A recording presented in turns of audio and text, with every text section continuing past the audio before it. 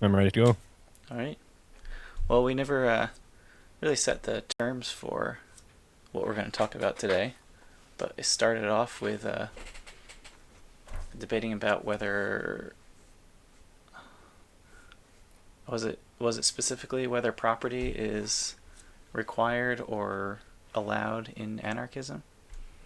Yeah, something to that effect, I think. Yeah. Hey, can I make a suggestion Sure. before we start? If we're going to debate, can we try to think of something that we agree on each? I can start. Do you play video games? Not really. No, that's pretty sad. Uh, well, if you ever feel inclined to, my recommendation is Outer Wilds. Oh, yeah, I did play that. You did? Oh, well, that's Yeah. great. I've often thought of recommending it to my friends who don't really play video games, and I've wondered if it would be worth recommending anyway, because I think it's a good experience for anyone who's interested in any sort of art, whether it's interactive or not. Yeah, it's quite a good game. I Yeah, like it it. was. The DLC came out for it this month or last month, and that was quite good as Hmm. well. Might check it out then. Yeah. Well, what else would we agree on? I, well, we're both anarchists. I suppose we'll get into that. So we both will agree that the state is bad. I imagine we both agree that taxation's theft. All Oh that yeah, good stuff. just spoke about that last night. Yep. I'll throw this one out there. When I was first looking at your YouTube channel, you were debating a monarchist, I think, and Yeah. he had the point that anarchist societies are self-defeating, which I thought was a bit unfair. And I didn't watch the whole debate, so maybe you made this point, but it seems kind of unfair to call a society self-defeating when the thing that defeats it is often aggressors from outside. So Yeah, if that's true. if an imperialist monarchy comes and wipes out an attempt at an anarchist civilization, it's not really fair to call that self-defeating. That's true. Yeah. All So right, so let's get into this. yeah.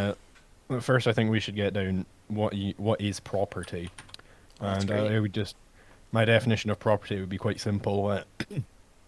If I own something, that implies that I have the complete and total just say over how that thing may be used.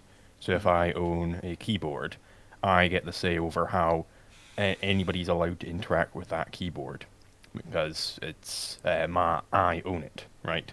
And that is through ownership is how we derive all of libertarianism. It's through one's self ownership, that is the ownership of themselves. Because you own yourself, you get to say how other people are allowed to use your body, and that is how you can then draw that out and get homesteading from that, and that's how we do everything, right? So I would Mm-hmm. say, yeah, this implicit to this definition is, of course, you're going to need property for anarchism, because if you don't have any property, you don't know who is allowed to do what with what. Mm-hmm. Okay. I agree, and I think there's a few different forms of property, but assuming we're going with your definition and we're talking mostly about private property, um, I'll throw in a few things to chew on with that. One is whether or not what you say, having the sole say of whether a thing is used and how it's used and who can use it, etc., whether that's a perpetual state or whether it's a fluid state. For example, you can apply that to your body with either one because you are perpetually and always using your body. You're never not in use of your body. It's not a physical reality to do that. Um, Barring some spiritualists who have out of body experiences or whatever. We'll not go into that. But you can perpetually use your body. But property, as we mostly practice it today, is private property, extends to two things: the things that you are in use of and the things that you do currently possess, but also a very distinctive other form of property that is conflated with the first one, that is owning something that you do not possess, and oftentimes that which other people do possess. So owning other people's bodies, for example, that's a thing where two people would possess it. But putting into practical terms, your keyboard, if you sell me your keyboard, we exchange property. I give you some of my property, you give me some of yours. Most likely that would happen with an exchange of currency if we're still under a state, or if we have some sort of non-state system that's developed currency, or just property for property, whatever. Or if you retain ownership of it, but you give up possession of it to me, and you say, since this is my property, I declare you can use it under these conditions. You can use it by you giving me some property. So I would have to give you some of my property, but at the end of the day, I would still have to give your property back to you because you never allowed it to be completely out of your property. That would be a rental agreement. So there's a few different terms in that. Mostly I would be concerned with the perpetualness of it. Are you in perpetual ownership of something you consider property, or is it a thing that can happen when you are not in possession of it? And the third thing is it possible if another person instead of you is in possession of it? Yeah, I would say, so I'll go over them one by one. So it's, do you own something if you are not currently in use of it, Mm-hmm. right? I would just ask there if storage would count as a use. Am I using some water by keeping it in a container for drinking on a hike? For like a hike later, or if it's in your backpack. Either or. Well, if let's say it's not in my backpack right now, let's say I've just stored it up and I'm gonna go out later and I'm just keeping the water for now. Right. That one's a bit tricky. That's actually one of the main sources for property and the state, is the need for humans to think of the future. And that's a really interesting case. Proudhon, um, I don't want to reference other authors too much. I will only just to say that it's not my ideas that I'm stating if I'm pulling it from someone else. But he identifies that as the source of injustice in society, where the need to think of the future um, allows us in our heads to say, oh, it's okay to deprive my neighbor of something that they need. Now, in your example, you're not specifically depriving water from someone, but in the example Proudhon gives, if someone is in a shipwreck, they're morally obligated in a society, kind of just a society where people come together and help each other to save his fellow from a shipwreck. But say he's gotten a bunch of supplies from that shipwreck, he's found them and he decides these are mine. Like I found them and now they're my property, and I do not have to share them with someone. And that the first one is obvious to Proudhon in his society, that you must save someone, otherwise you're pretty much guilty of murder. But you don't have to share with someone. That's not considered murder, even if your neighbor starves. And he questions, why is that okay? And that's the form of property where you're saving water for a trip later. If water's in your backpack while you're going on a hike, I'd say you're in possession and use of that water. Well, I would disagree that you would be obligated to save someone in a shipwreck because let's just consider how much of your resources must you put towards saving people? Because there are certainly many, many, many charities going on, right? It's the Mm-hmm. fact that if I could, spend some money to save someone in a shipwreck across the planet, why would that suddenly be any less of an obligation than if he's right next to me, right? Mm-hmm. So do you think I would be obligated to save that person across the planet as well? Oh, I don't think you'd be obligated, but I do think if you have the ability, I think that's one of the assumptions in that argument. If you have the ability and you choose not to, then that choice caused that person's death, even if it's a choice to not act instead of to act. Well, you certainly have the ability to sell basically all of your possessions and give it all away to charity right now.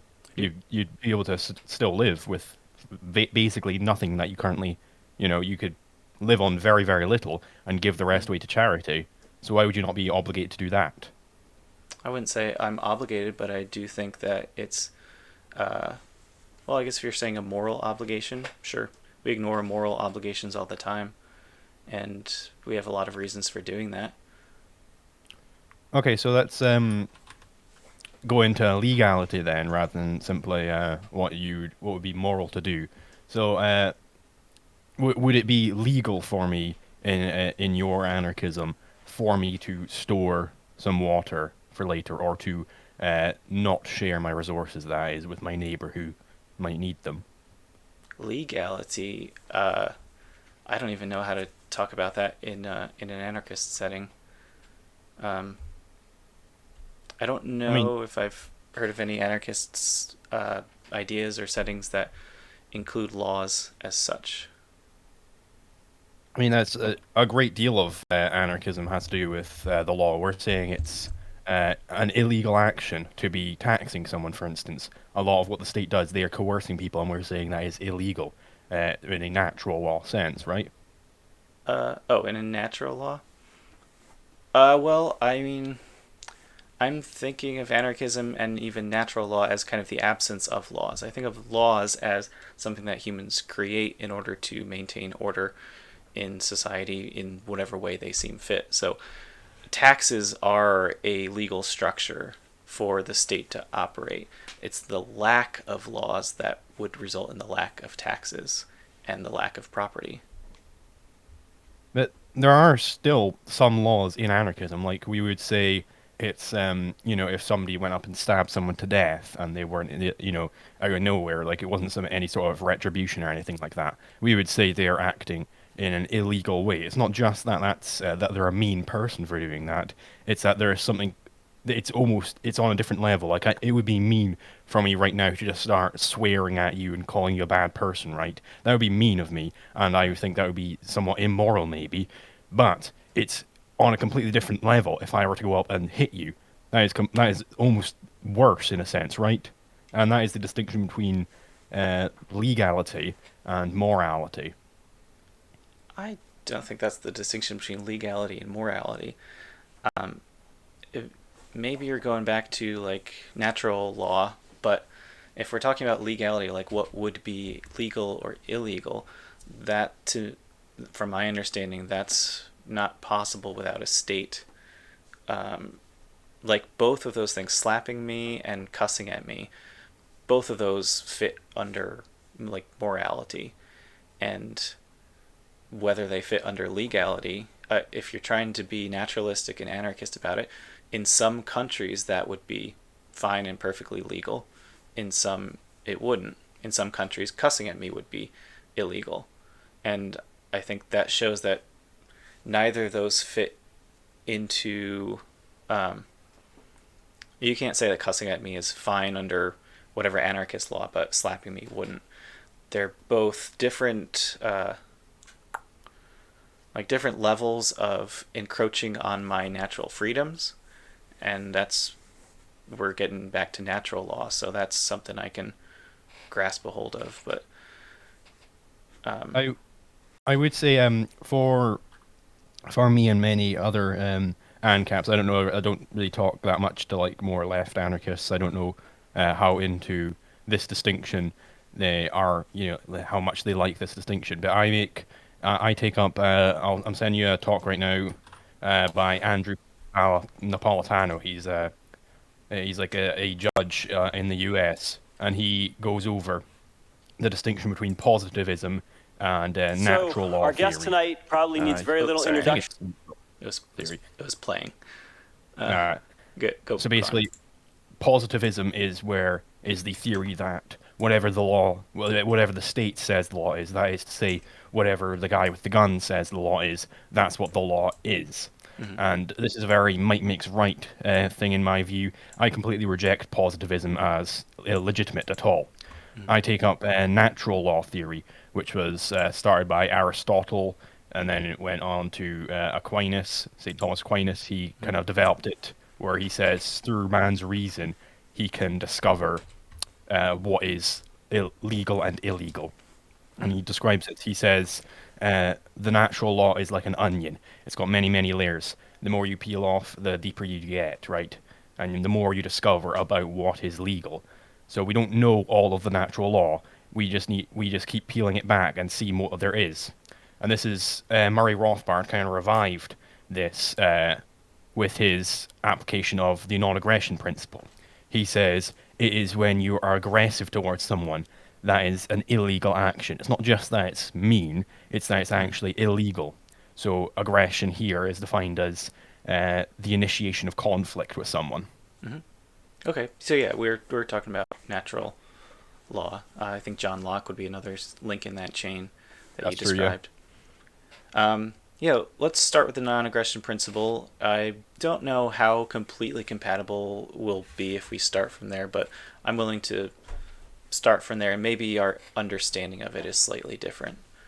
But let's start from there and start from owning our bodies or having our bodies, or the non-aggression principle being a saying, if you seek to control another person's body or mind, then you are aggressing against them, either by inhibiting their freedom of choice, say tying you up with a rope that inhibits your movement. So if you choose to move up to go to the bathroom, your choice in that is inhibited because of what I've done in aggressing towards you. Same thing if I shoot your kneecap out. Those are both acts of violence because it's physically inhibiting your freedom of choice, but there's other ways. So how's that baseline for the non-aggression principle?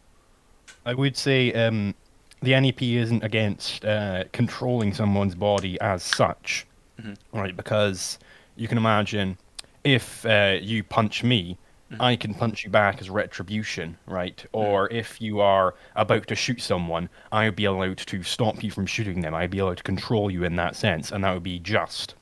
Where what it is it's the initiation of conflict. So you would be allowed to uh, it's you would be allowed to act forcefully on someone else in the resolution of conflict, but not in the initiation of it.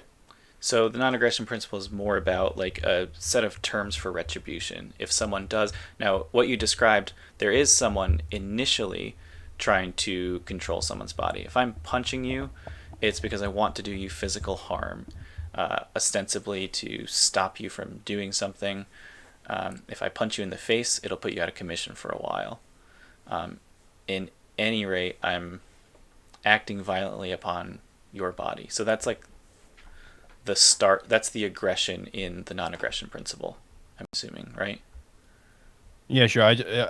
I'm not saying that you're wrong in your summation. I was just saying that I think it's better to frame it as the initiation of conflict rather than simply just controlling people, because that can lead to some fuzziness where there are situations where it does seem like you're just in controlling someone.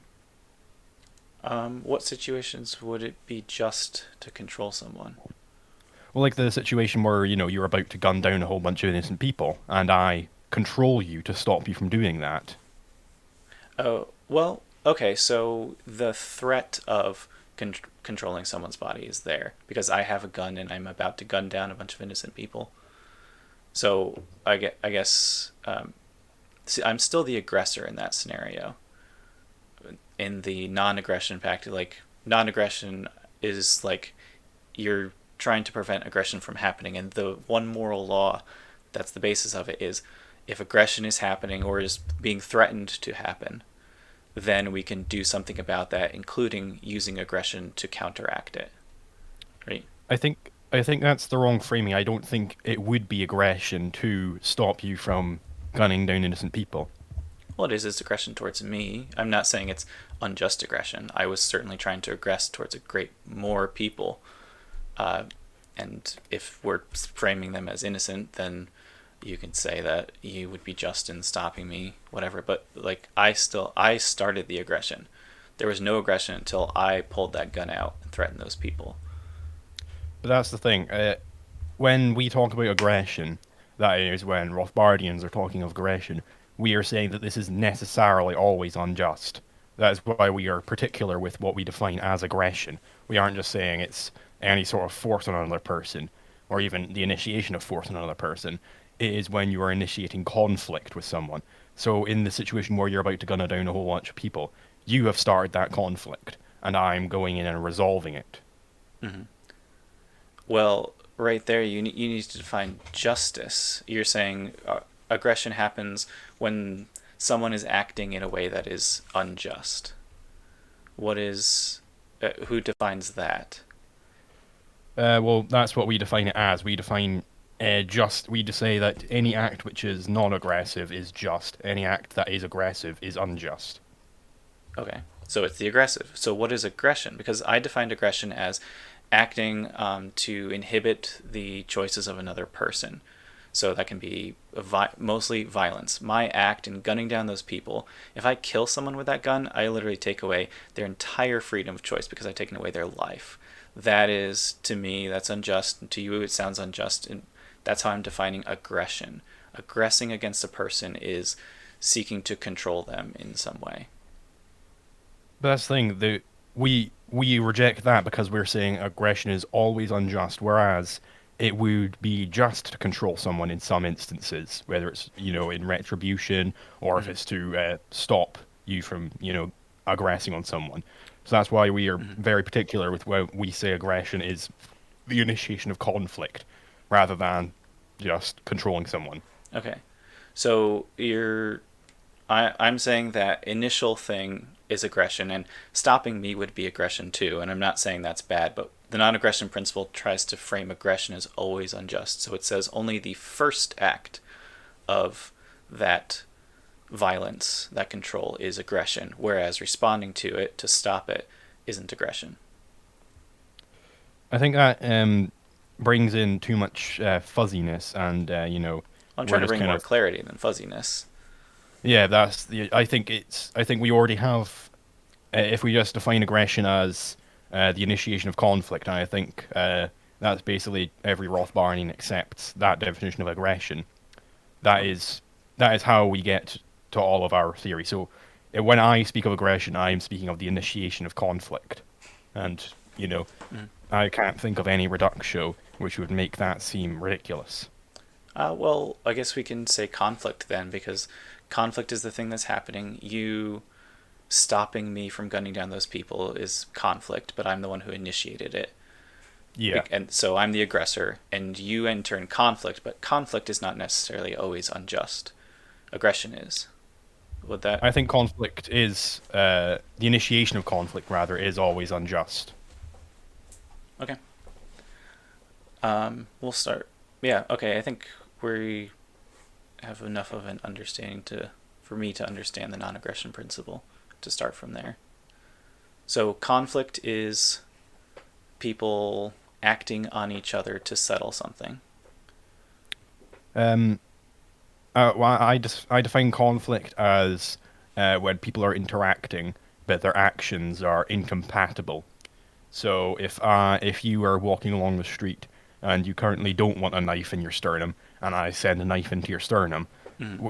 we can't both go about those actions at the same time, right? My action kind of overwrites your action, so I Mm-hmm. have initiated the conflict with you. Right. So conflict can come up in a lot of things. Conflict in a business transaction, we both have different goals there, and we have to resolve that conflict. But that conflict isn't necessarily a bad thing. We just will almost inevitably enter into it when you and I start a business deal. So the first person to say, "Hey, let's get this deal going," starts that conflict where we have to enter into a long, extended talk to resolve that conflict where I want this amount of your property, you want this amount of mine, and we can't resolve that conflict without engaging in it. I disagree that that would be conflict because we can both go ahead and want the other person's stuff, and we can continue to both want that, Mm-hmm. and that is not really actions because I will also when I speak of action, I speak in the praxeologic sense of human action that is purposeful behavior. So if you have some sort of end that you wish to attain and you are choosing between means to attain that end, you are acting in doing that. It's not just, oh, geez, I really wish I could have all of his stuff, but he's got all of his stuff, so we're contradicting here. It's that if I were to start taking your stuff, and you want to keep having your stuff because you are currently employing them as means. I am infringing on your human action there with my human action. Okay. What if, because the state has created a system of property, that I'm acting on something right now, but I don't actually own it? You have the right to come in, the right under the state to come in and stop my action. That would be aggression under the non-aggression principle, but it would be legal and therefore justified under a system of private property. Can you give like a concrete example of that? Sure.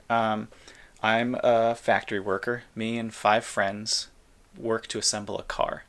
We use the tools in a factory to assemble this car to get everything together, right? It takes 5 of us. None of the 5 of us own the tools that we are using to assemble this car. It's owned by a capitalist who, that's what he does. He owns the factory. So under this state legal system, because of his ownership, he has the right to um, decide who and how his property is used. We are the ones using it. He never uses it. So he has the right to shut down the factory, to sell it to someone else, outsource it to China, fire all of us and hire workers from another country because they're cheaper labor, etc. Whatever he wants to do, he can just sell these stuff and stop our actions, which were productive for ourselves and society because we are creating things that people need and selling them for our livelihood. But he has the right to do that. Now that's aggression. He came into things that we had and we were using.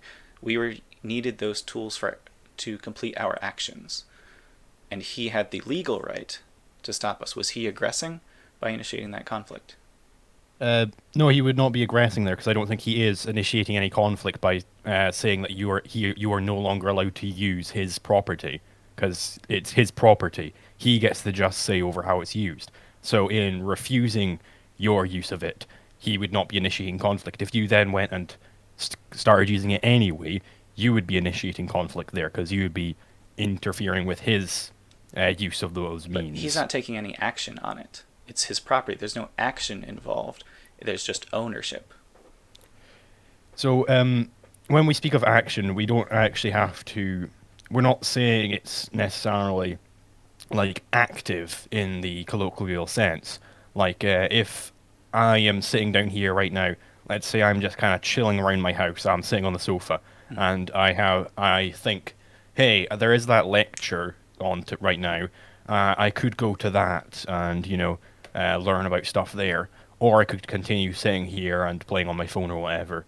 And if I choose continue to just kind of laze around and sit on my phone, you would say that's potential that colloquially is inaction, but that is legitimate human action in the praxeologic sense because I have made a choice between different means there, Mm. and you know, so that he is employing his property there as a means to make money for himself probably, and so he is employing that as means, even though he's not specifically the one working on the machines. He is still employing them in his human action. What was his action? Well, his action is he is using them as a means to probably get money so that he can buy food, and you can basically, if you want to go really into it, like in a more basic sense, we could say that getting money is the end, but it's not really the end because you can draw out right to like he's trying to stay alive. They're all just means towards staying alive, but we don't need to go that deep into it right now. We can just say that his end is to get money, right? Mm. So that But is wouldn't using another person be a violation of the non-aggression principle? not necessarily. If they agree to that use, if they agree to be a means for you, then that's consensual, and we're fine with consent. Well, what's the the definition of consent is very interesting, and I think this is one of the things that left and right disagrees on the most. There's consent, there's informed consent, and then there is dubious consent. Consent is just me saying yes. If you say, hey, do you mind if I borrow your car? And I say yes. Informed consent would be, hey, do you mind if I run over your cat? And I speak another language and I don't know what run over means. In my country, run over is a colloquialism for bringing someone to a place they need, like running over to the doctor's office. So I think you're running my cat to the vet or something. I say yes, and then you run over my cat and kill it. And I was not informed enough to consent to that. Dubious consent is where one person uh, gives consent for something that they wouldn't otherwise because someone who had a significantly higher power status over them employs that power to do it. So, an example of that would be an adult child relationship. Adult child relationships are almost inevitably and universally uh, differentiated in power levels. Children are taught to respect and listen to adults from a very young age. So, if a child who doesn't understand what sex is propositioned by an adult, they're not informed. That's not informed consent. But typically, most countries have, or most states here and most Western countries have, um, adult child sexual relationships go much further than informed. Someone who's like 15 or 16 can be completely informed on sex, but it would still be a very dubious situation because they're still in a very power differential relationship with an adult who propositions them. That would be coerced consent or dubious consent because there's a understanding of a power relationship that will affect the child's free will and make them make a decision that they wouldn't otherwise make. For example, if one of their peers made the same proposition, um, so if a teacher propositions their students, there's even if it's not stated, but it's implied that maybe grades will happen or just respect from someone who's in a higher power than them. If a police officer propositions someone that they've just arrested in their cruiser, all of those are completely informed consent situations. But if any of them says yes to that, it's a very dubious place to be from a natural law standpoint, whether they are consenting to something if the person who's making the proposition is in such a position of power over them that they are able to utilize that power to make them make a choice they wouldn't otherwise make. So, I think there are three reductios you gave there that are of import. So Yep. that's the adult-child relationship, the grades from the teacher, and the police officer kidnapping you. Well, actually, Those that's are all examples of dubious consent. The three reductios I gave were incent, informed consent, and dubious consent. Those are all yeah, examples of the last. yeah. That's what I'm concerned about. Like, because I agree with you on informed consent and whatnot. Mm-hmm. You have to actually know the details of a contract, right? Sure. So, so for the police officer one, can we? Is he like? What is he arresting you for specifically? Don't know. Maybe it was drug possession. Maybe it was homelessness. Maybe it was investor fraud. Doesn't matter. He has you in his police cruiser. You are under his what's it called? I don't know. You're under arrest. You're Custody. custody. Yes, sorry. So you're in his custody. There's a power dynamic there because I don't know, custody of the law is a power dynamic that is understood in our society, and it's real. It affects how people think and make decisions, whether or not you're in custody. If you met that police officer on the street and he wasn't in uniform and he said, hey, da da da, proposition to you, you'd probably say no. But if you're in the back of the police cruiser, would would your human will be affected differently if he was uniformed, he had you in his police cruiser, he had a gun on his hip, whatever. There are so many factors there that make a dynamic of power relationship that will affect the decision making ability of that person. So for that one, I, I do think there are differences here. If he's, uh, let's say if you kidnapped someone, so he is kidnapping you as retribution, right? I Mm-hmm. think. that one would be fine. But for almost every single crime, quote unquote crime, that police officers are arrest you for, they are just kidnapping you. They are not just in doing that, right? Right. So I Sure. think in those situations, you are basically a kidnapped person. So I think that would be unjust for him to be propositioning you. But for the other ones, I don't think any of these. I don't think it is power differentials that make it bad. So, for example, for the adult-child relationship, Mhm. the reason why you can't have sex with children is because children cannot express their will. They are not self-owners. They are what we call latent self-owners. That is to say that they will own themselves at some point, and we know that, but they don't currently own themselves. So they are in a special legal category within libertarian theory, where What it's is there a consensus on when and how someone is able to own themselves? I don't think I've heard this concept.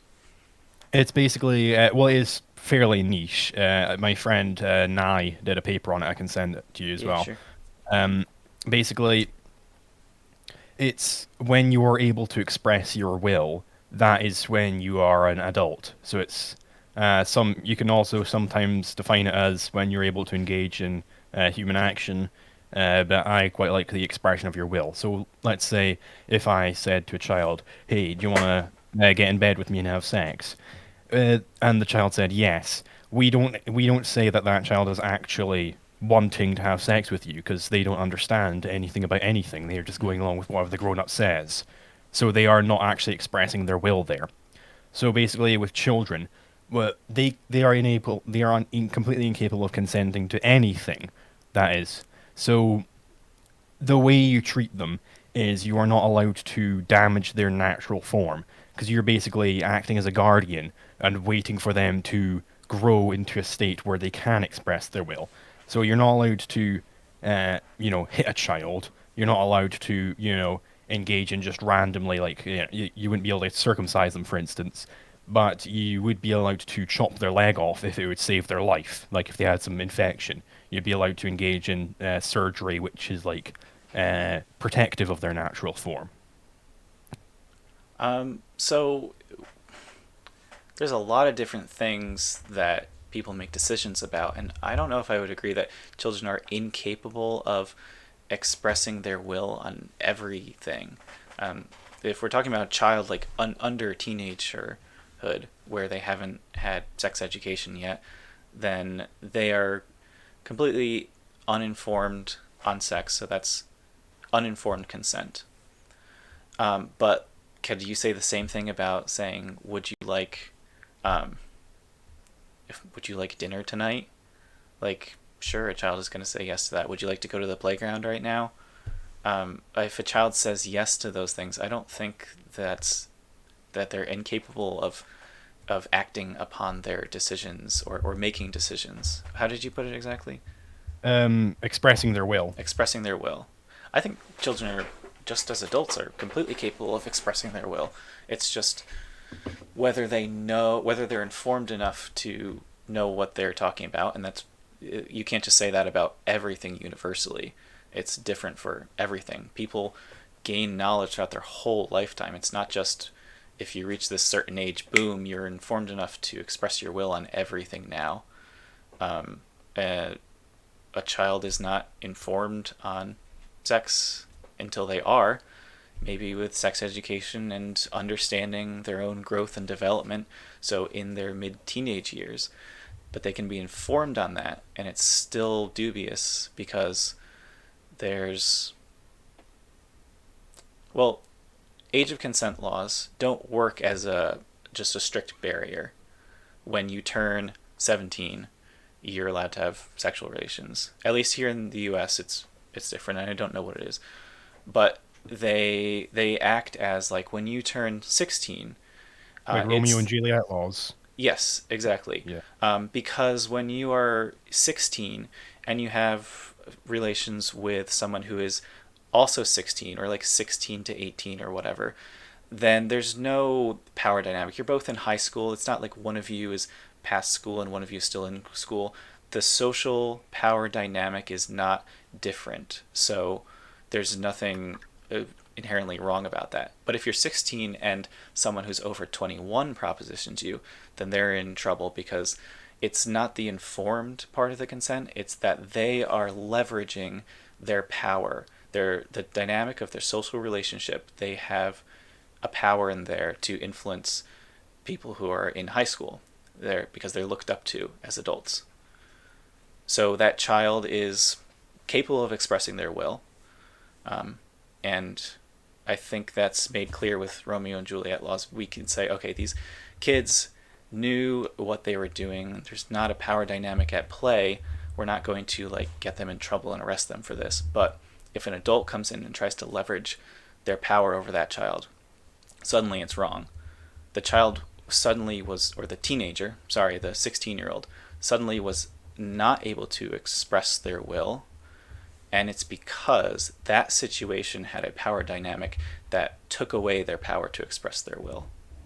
And that's not just something that happens with teenagers who are in between child and adulthood, and it doesn't just happen with sexual relationships. It can happen almost anywhere with anything. If you're not informed and if there is a power dynamic at play, your consent is very dubious in that situation. It needs to be examined.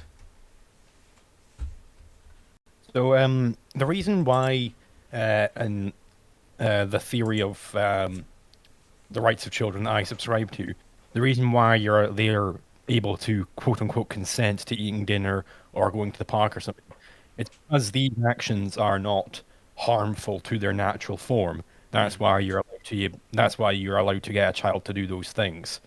But it's if they were harmful to their natural form, like you couldn't say, "Hey kid, you want to inject some heroin right now," because that would very very much damage them. And a similar argument with sexual relations as well. That those are the ones. It's so they aren't actually consenting to eat dinner because they don't know uh, anything about anything. I would be willing to maybe accept that there are different aspects in which they understand things, and maybe they'd be able to consent to drive a car before they can maybe they'd be able to consent to smoking weed before they could consent to sex or something like that. I'm not like an expert on child development or anything, Yeah, but nor am I. that's like the principle that I have in mind. I prefer to argue about like the principles rather than the actual implementation of them. So the principle I'm saying is that they are not actually able to express their will in anything. They can't consent if they are unable to express their will in some aspect, I'll say, to make it as general as possible, like when it comes to sex or something like that. When That it is why, comes to harm against their body, or how did you put that? yeah, harming their natural form. Harming their natural form. Yeah. So what I'm saying is they are still not consenting to things which don't harm their natural form. Like a child, if you ask the child, hey, do you want this life-saving surgery? They aren't actually consenting to it. It's just that you can do it to them anyway. Like if a child was about to run into traffic, you'd be allowed to grab him and stop him from running into traffic, even though he very much wants to run into traffic, it seems. But because he can't Mm-hmm. actually express his will yet, we say that he is not actually wanting to run into traffic. He doesn't understand anything about anything because he's just a kid. So you can act quote unquote aggressively towards that kid running in traffic, and it's not a violation of the non-aggression principle. So it's not aggression because of this circumstance that you're describing. Yeah, Okay. and that's why we say children don't actually own themselves yet. They are latent in their self-ownership. Right. And so from there, now that I've kind of gone over why I think the adult-child relationship is bad, it's I completely reject the entire power differential theory of consent. That if there's some difference in power between two people, that suddenly it's impossible to have consent there, because there are innumerable differences in dominance between two people every time they interact. Like if I don't know, I can't find because we're both on YouTube, so I can't find a good analogy here that I normally use. But let's say that you're big on Twitch or something. You're Mm-hmm. like some big shot Twitch streamer. Mm-hmm. Um, but like you were like a nobody on YouTube, whereas I was like some big shot YouTuber and a nobody on Twitch. when we are interacting, you would be far, far higher on the Twitch dominance hierarchy than I would be, but I would be far higher on the YouTube dominance hierarchy than you would be. Hmm. So there are power differentials in every single valued pursuit. Sorry, that's my watch going off. So how would my having a bigger Twitch following affect you though? Affect your decision making ability? Well, it might be that if we were talking about a Twitch stream, I might be like, "Oh God, I really want to get hosted by this guy because I want to get bigger on Twitch," Okay. So I might act differently towards you than I would otherwise. And this is always the case. Like, for example, there's incels always get mad about this fact of psychology, but that women tend to date across and up the dominance hierarchies. So if they see a really dominant man, they want to go with that dominant man, whereas men generally date across and down dominance hierarchies. So everybody's caring about dominance in everything they do, right? And it does affect your decisions because, a woman doesn't want to go with a man who is a fucking nobody, doesn't have any money or anything like that. She wants to go with a man who is very dominant, very good at what he does, and very successful. So she is looking for that dominance. Well, that's a very generalized statement to make about women. I know women who do not Well, comport with what you just said. like it is in general, right? That is like a I haven't psychological looked fact. into it. It hasn't been my experience from almost every woman I've known, but I am probably not in the same like social circles as the people you're referring to.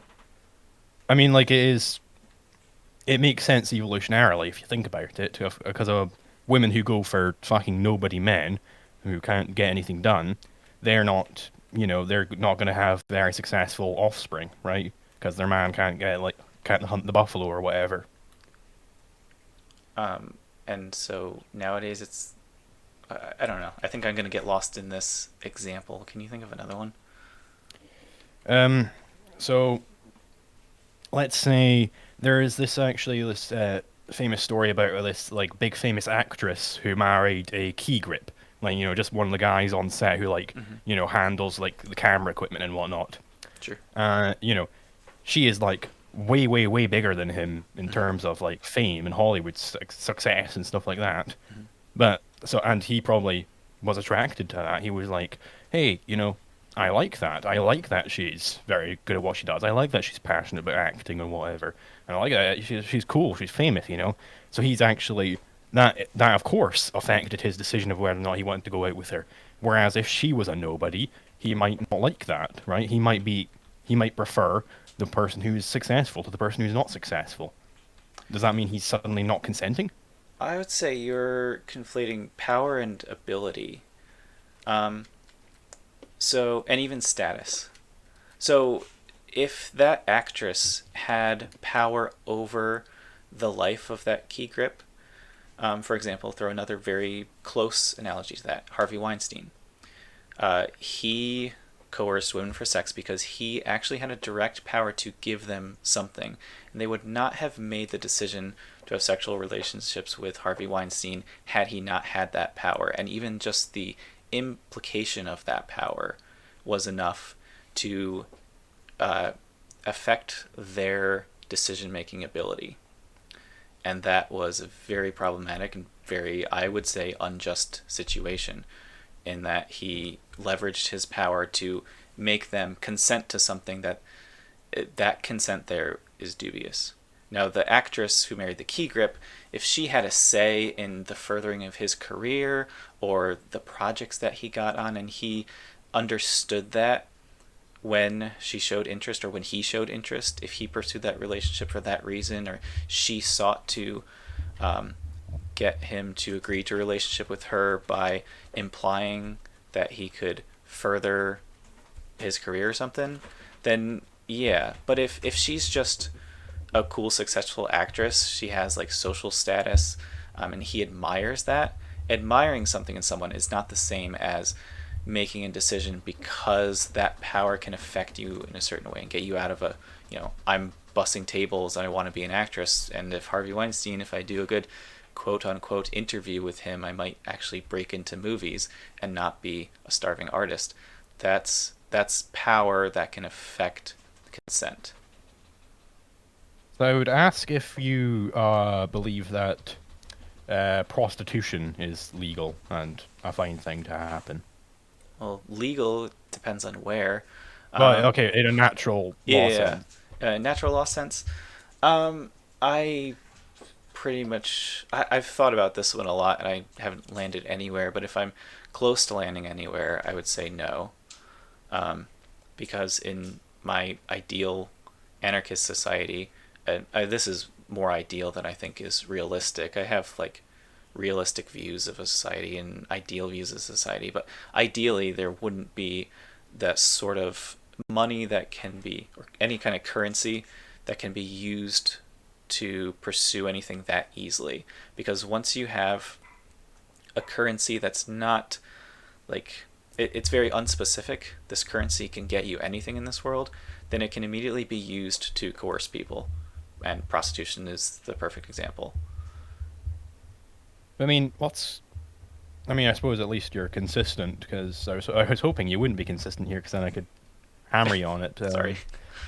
Uh, Uh, it's a big but question in leftist circles, I've noticed, sex workers.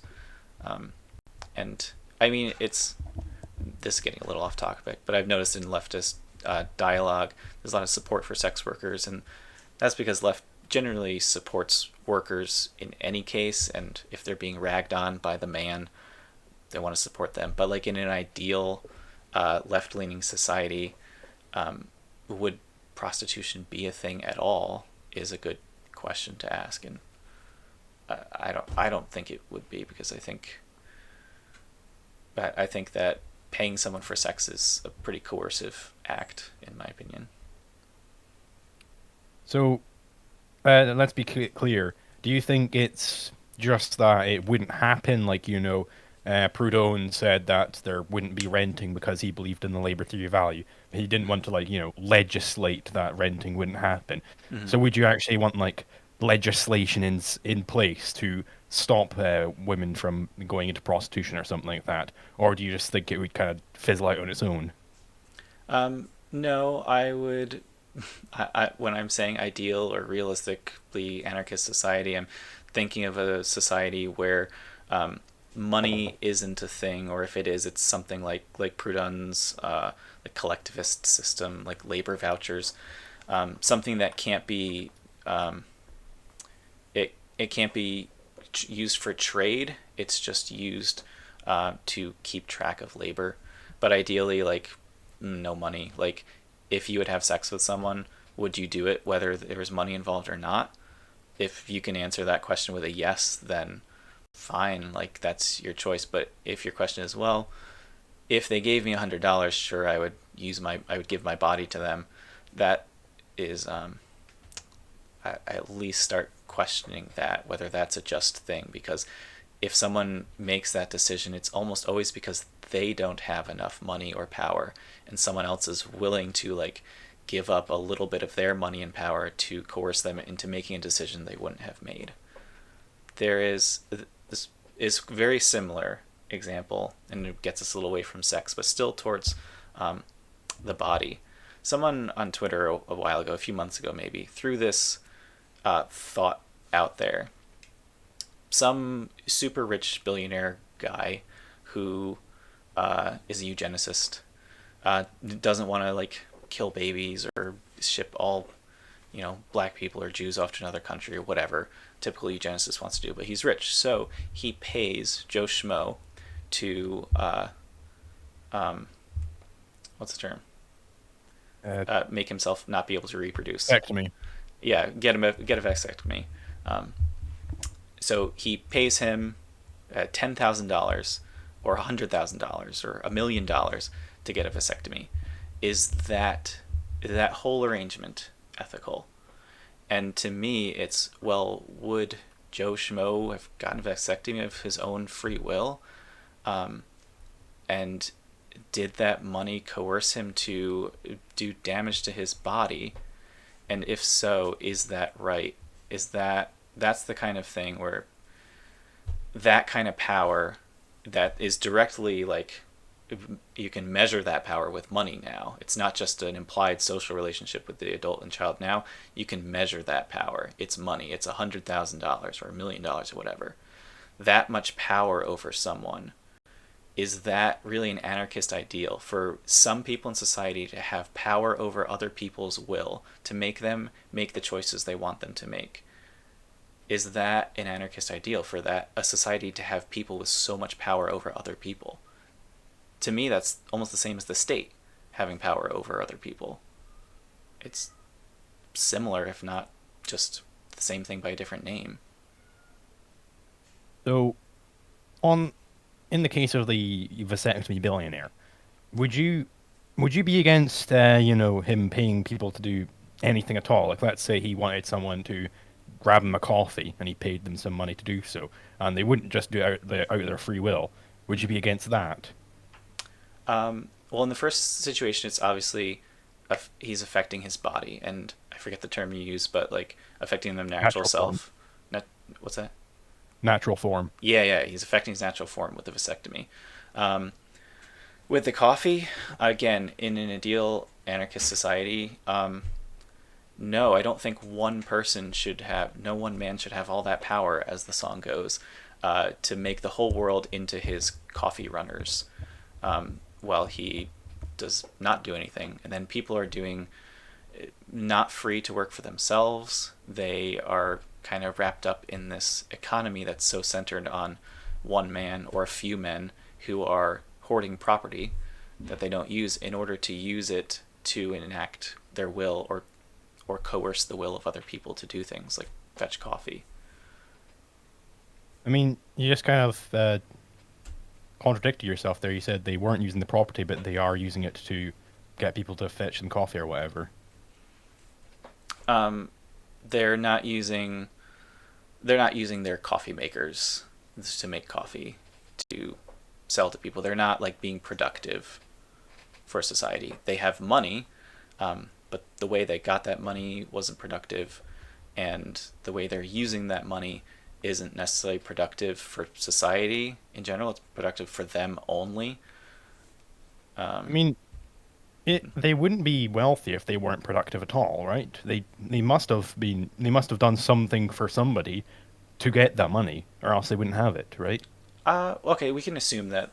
I mean, in our society today, there's uh, the best ways to become wealthy are non-productive. But yeah, Like, what let's would those be? um, mostly renting and interest are the two main forms of kind of capturing wealth, because they're efficient. You get to capture wealth there using a legal system that allows you to keep your property, but also collect property from other people.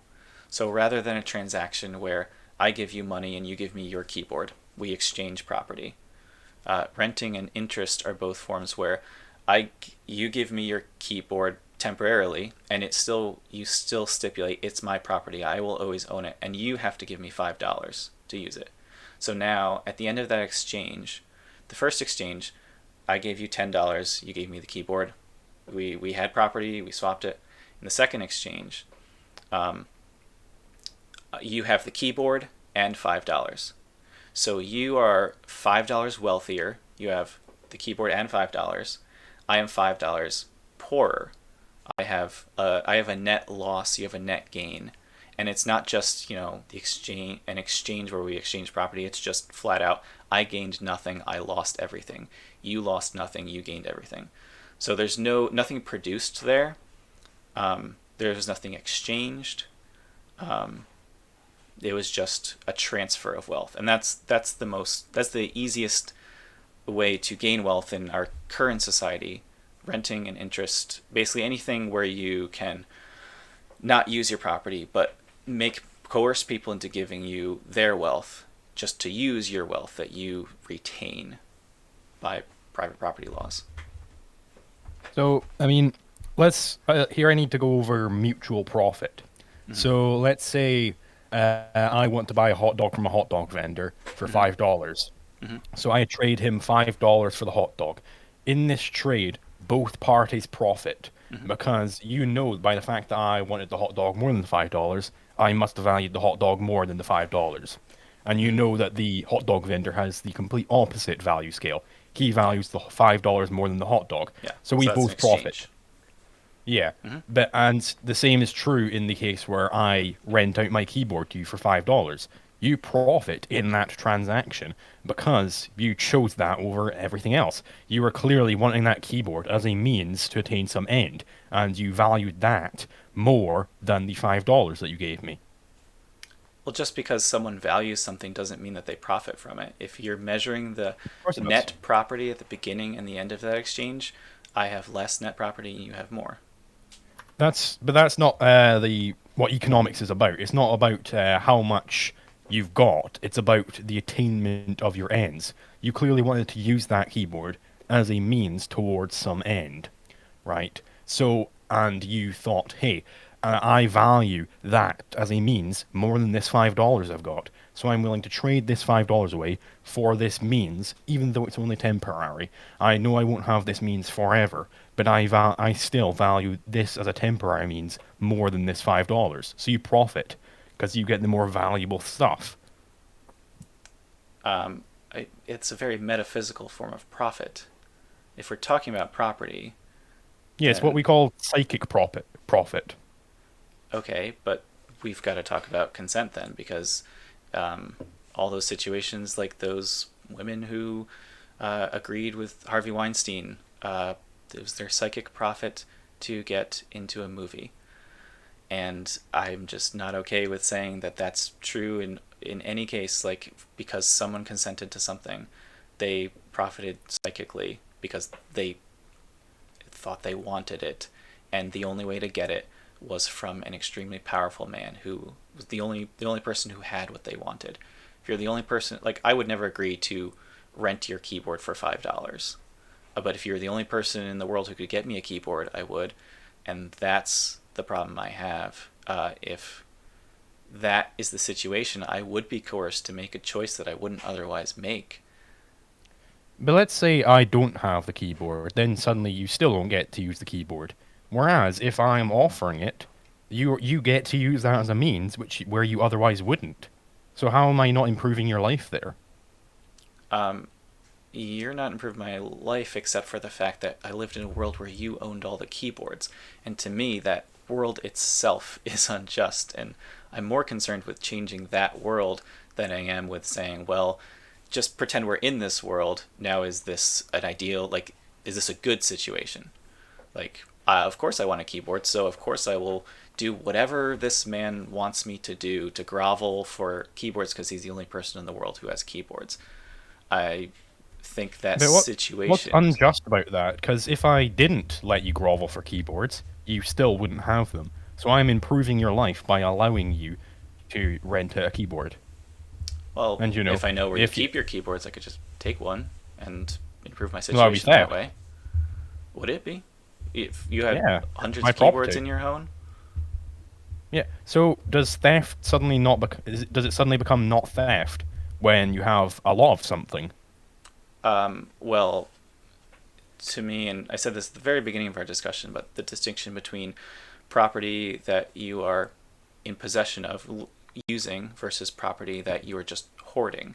And like, if I go and snatch the keyboard off of your desk that you're using now, that'd be theft. But if you are just hoarding all the keyboards in the world in order to rent them out and take money from anyone who needed keyboards in society, um, you're not using those keyboards. So No, I am. I'm using them to make money for myself by renting them out to people. I'm no, using no, no. them. The people who are renting them from you are using the keyboards. Using a But keyboard is this. It's actually using the keyboard to type. That is using a keyboard. You giving it to someone is not using a keyboard. this is in. I think you take too much of a narrow view of what a use is. I am implementing those keyboards. I'm instituting them as a means towards an end. The end being to make some money. And so I am using them. I am using them as means. I could not, if you took them from me, suddenly you're infringing on my action there. I don't think I'm taking too narrow a use. I think it's pretty understandable that things are created for a use, and those uses are pretty obvious. Using a toaster, you put toast in it, pop it down, or you put bread in it, toast pops up. See, A car, you th drive it. That's how you use those things. this is kind of a conflation of the colloquial sense of use with the praxeologic sense. So praxeology, as with all science, it's very particular in what it's saying. So in praxeology, if you are using something like I've got a salt grinder right here, I am using that if I am implementing it as a means towards some end. I don't have to actually be grinding salt out of it. I might be using it as a paperweight or something. I might be using it because I like the look of it or something like that. I might be storing it for later use. Later quote unquote use, that is. Because I am still currently using it in the storage of it. Because I am implementing as a means towards some end that I have. Okay, but if I am using your salt grinder, would you say that you are using it or I am using it? If I'm grinding salt into my food, We can both be using it at once. well, that would be kind of awkward. I guess I could hold it while you turn the grinding mechanic, but No, no, no. I mean, I can be. We can both be using it at once towards different ends. Your end being that you want your food to be a little more salty, and my end might be that I want to be your friend or something. So I let you use my salt grinder. We are both using the salt okay, grinder but in you that just said sense. you're letting me use the salt grinder. I'm the one using it. Yeah, That's the we actual are both using it use. though, How are you using it? because I wanted to be your friend, right? So I wanted you to be happy with the salt that I gave you, right? Sure, So we but are both you're using not the using salt the grinder. salt shaker. I am. We're in the colloquial sense, only you're using it. But in the praxeologic sense, we are both using it because we are It's both implementing it as a means towards some end.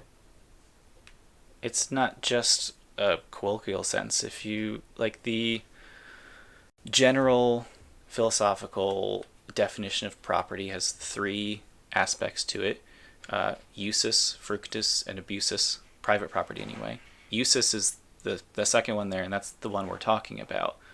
The ability to use a thing, use a tool for its purpose, and sure, you could use a hammer as a paperweight, but one person is doing that. It's the person who says, hey, you can use this thing. They're not using it. If I lend my lawnmower to my neighbor, um, I'm not using the lawnmower. I'm letting my neighbor use my lawnmower. I'm But that's specifically not using it. but that's the I would thing. say to him, "Oh, sure, I'm not using it. You can use it."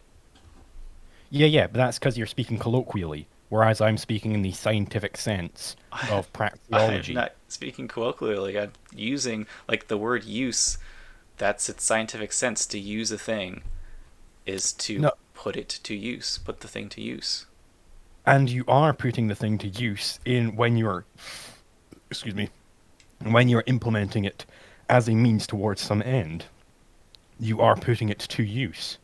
Okay, so if I go to your keyboard warehouse and take them and give them to my local farmers co-op so that they can make email flyers, I'm using those keyboards. Yeah, but I was also using them. What were you And doing? They were you're sitting in a warehouse. I was storing them for later.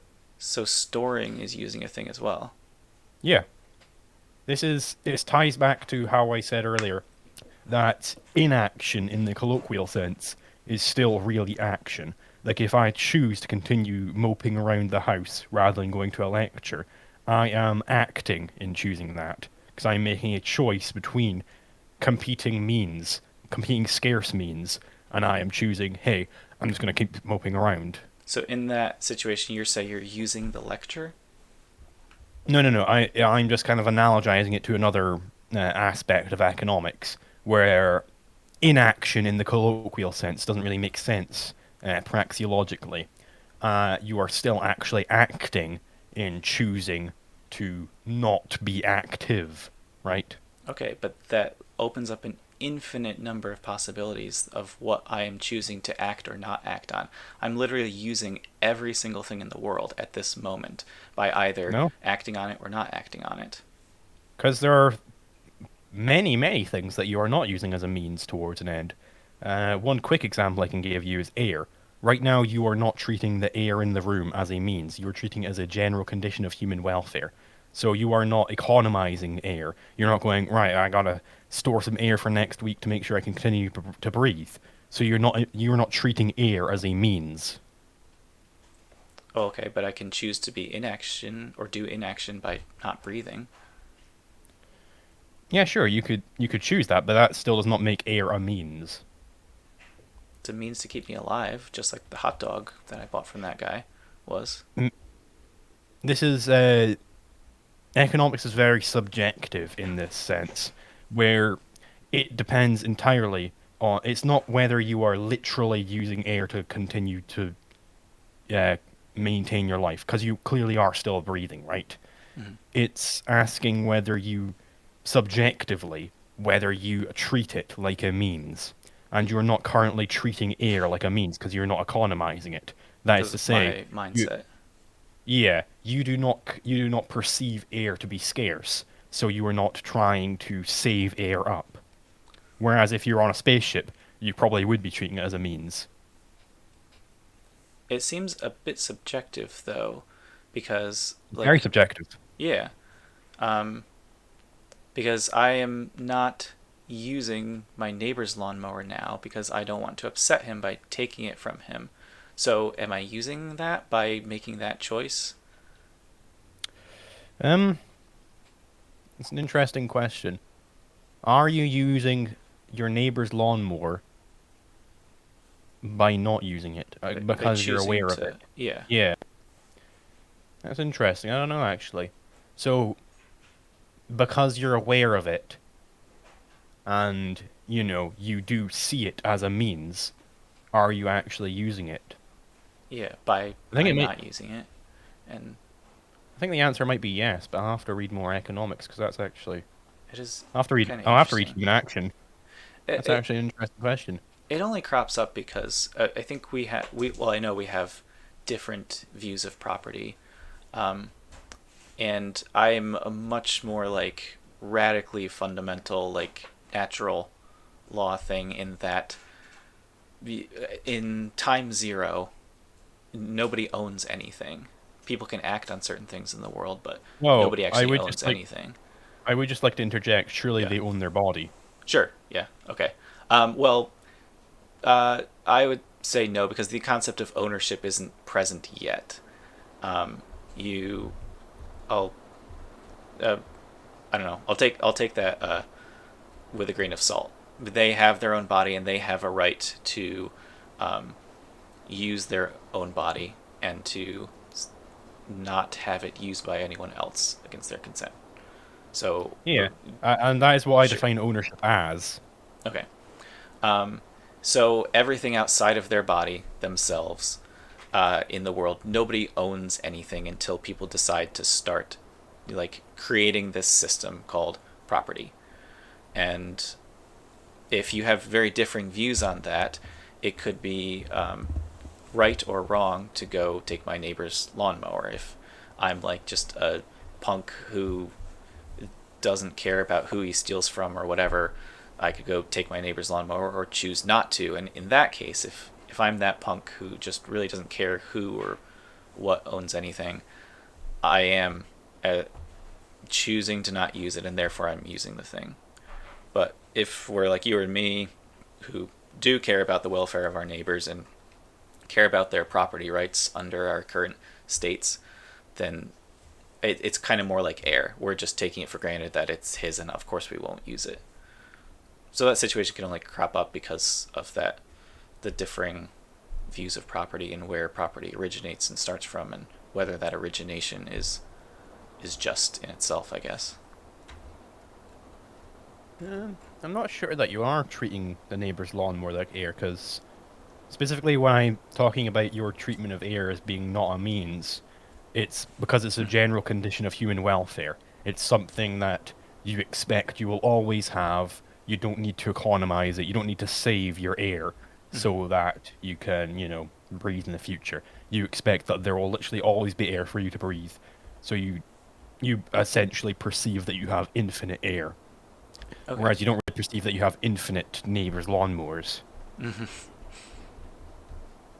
All right, I see. I thought it was just more my subjective. Like I take it for granted, and I just Hmm. don't even consciously think about whether I'm going to take like today's the day I'm going to steal my neighbor's lawnmower. I Yeah. don't like sit and think about that. So I understand what you mean a little more. It's not just my subjective. It's kind of is the reality of the situation, because air is so ubiquitous. I will tell you, if you want to know more about this, Man, Economy and State by Murray Rothbard, it's a huge fucking book. But it's great. It goes over basically all of economics. It's like 1,500 pages, but the audiobook's free on YouTube. Okay, I Yeah, might go for it's that then. fucking massive. I I might. It's only like $6 on thrift books. Um, If you do read all of that, you will understand more about economics than most economics professors, I don't because they're all pile fucking Keynesians. I don't mind audiobooks as much, but with stuff like this, I tend to like to take a highlighter to it. So That's I true. prefer a physical book. I Yeah. have a stack of books that I've bought just because I knew I would want to not just read, but like record, I guess. Yeah. Yeah. Yeah, that is. I think it might be the case that you are using your neighbor's lawnmower because you're aware of it. I So think I'm that aware of is it, true. and it's possible for me to act upon it, like physically possible. It would be Yeah, against the property laws of my state, I but think you do see that as a means. But here's the thing: mhm. that would be the praxeology of conflict, which is actually an area which is very, very underdeveloped. Because we know a whole lot about the praxeology of cooperation, that is economics, that is more specifically it's Austrian economics. We're very big on praxeology as a tool for understanding economic interactions. So we've developed that theory very, very far.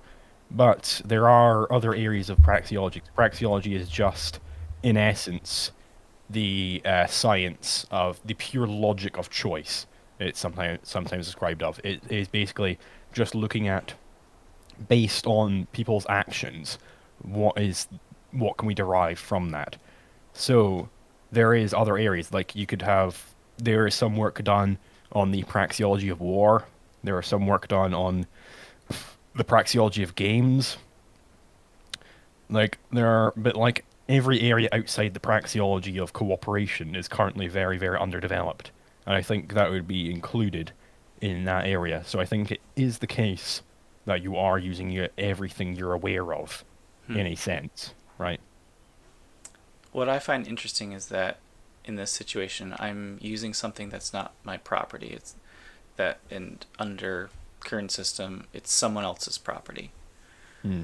Where I was trying to get a handle on your description of how you use something as a means to an end. And I thought at first that it was like you can use anything that's your property, and however, whatever way you use it, as long as you're using it as a means to an end, property as such just justifies that use. Um, Maybe not everything, but like for most things. So I don't consider renting to be very just because it creates inequality, and it's I my definition of use, which I still am sticking to, is using a thing for like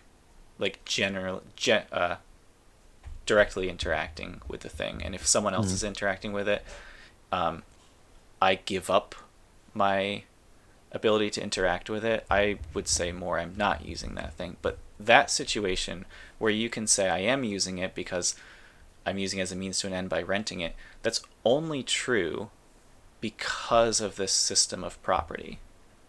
But it's not exactly that if I can act on my neighbor's lawnmower by not using it, because that's not my property.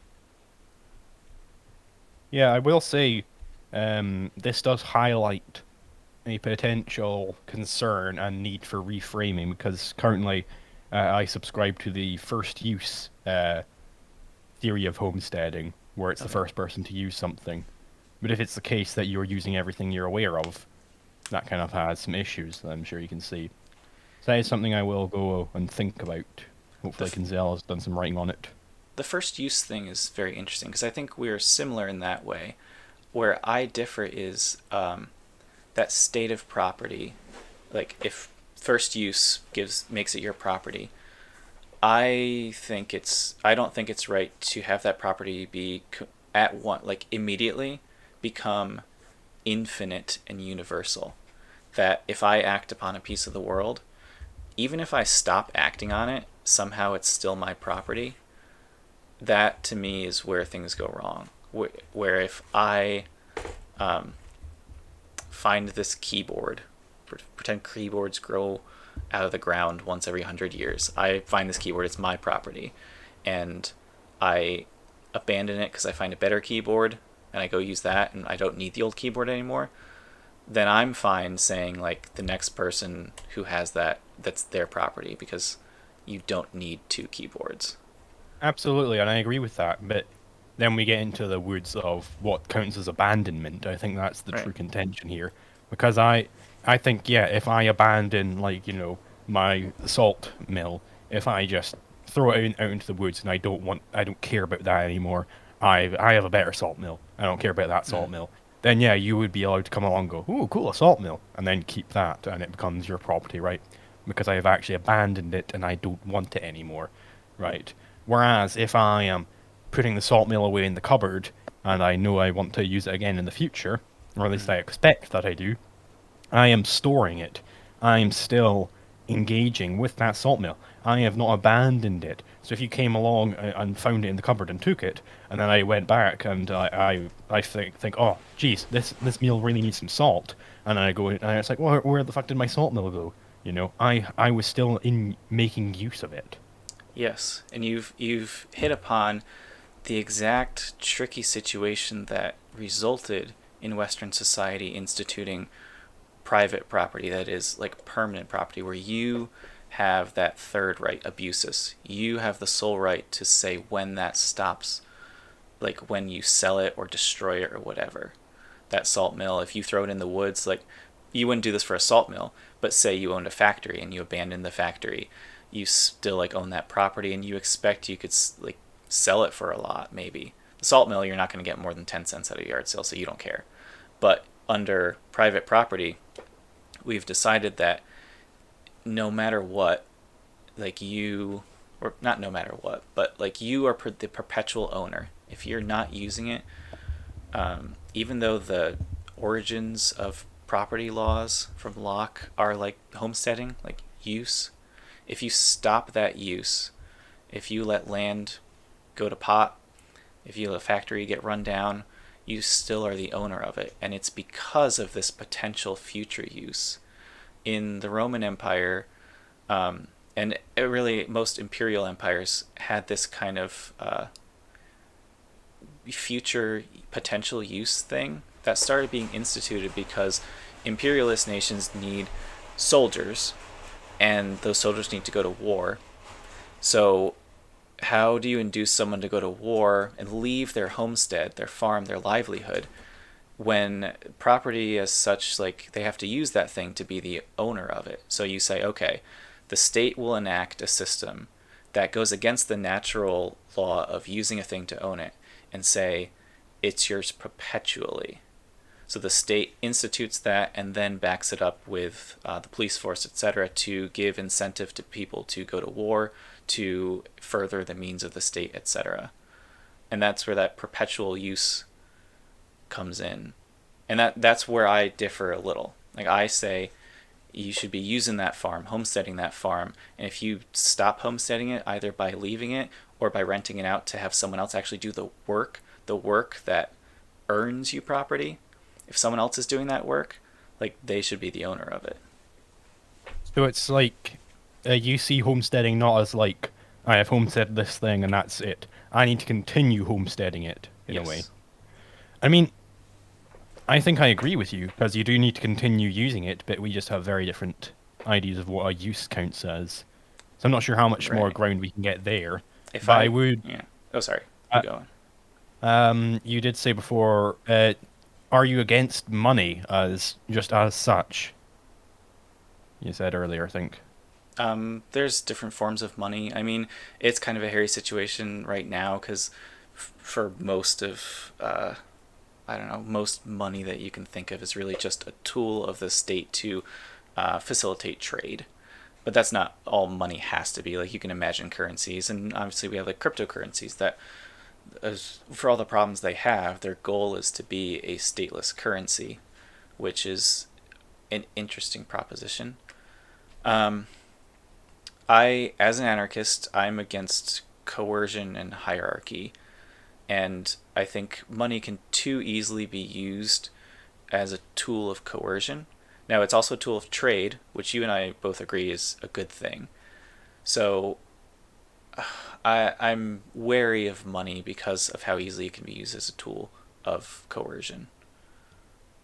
But like, I think that's a problem more with fiat money than actual sound money is what we call it. It's a So you'll bigger see, problem, certainly. yeah. So we make a distinction between like, Fed notes and actual sound money. Like, would you I know they many things have been used as money, but like for one example is I think in Roman times salt was quite often used as money. Hmm. So, they would trade salt because it just stored forever. You could divide it up really easily and everything. It was great as a money. So would you be fine with actual sound money? That is money which arises naturally rather than the state implementing it. Um, well, it depends on what it has. You're talking about whether it has something backing it and whether the actual thing is or represents a tangible good, as opposed to a fiat. And I don't think that's the. Well, I'll say this: letting go of my ideal society and looking at a realistic society, something like mutualism, um, I am fine with money, and I would certainly be much more fine with money if it was not a fiat currency. Um, and under mutualism, I haven't read a whole lot about it, but I think the theory is more about labor notes. That is, you can only get money by performing labor. You can't um, just pay someone to make a choice that isn't really productive. It's just something you want them to do, like prostitution. Go back to that. I don't know how to, and that's why my ideal society is without money, because I don't quite know how to have money that's not used for that. So like money is kind of a specific thing in economics. It's like it is a general means of exchange, right? It Mm-hmm. is it's kind of if you aren't going to be trading it, it's not really a money, right? It's Just paper, something else. Yeah. and that's So all it you is, and kind of everyone agrees that it has some sort of value. yeah. So would your labor vouchers would they be traded? Like who is issuing these labor vouchers? Like what's the whole deal with that? I haven't read enough about mutualism, and Proudhon doesn't really talk about it much in his works. It's more a theory that was developed after him, and it was also developed by so many people who have so many different ideas that there's not one unifying way of mutualism.